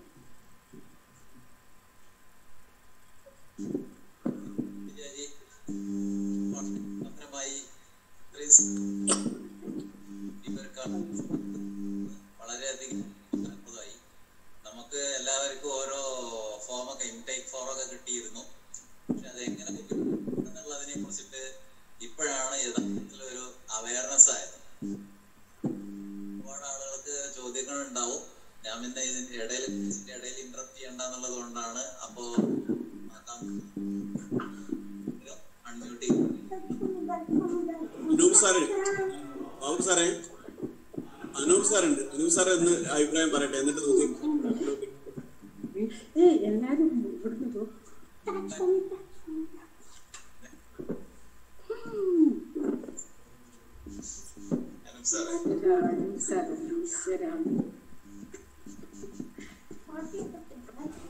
അനൂപ് സാർ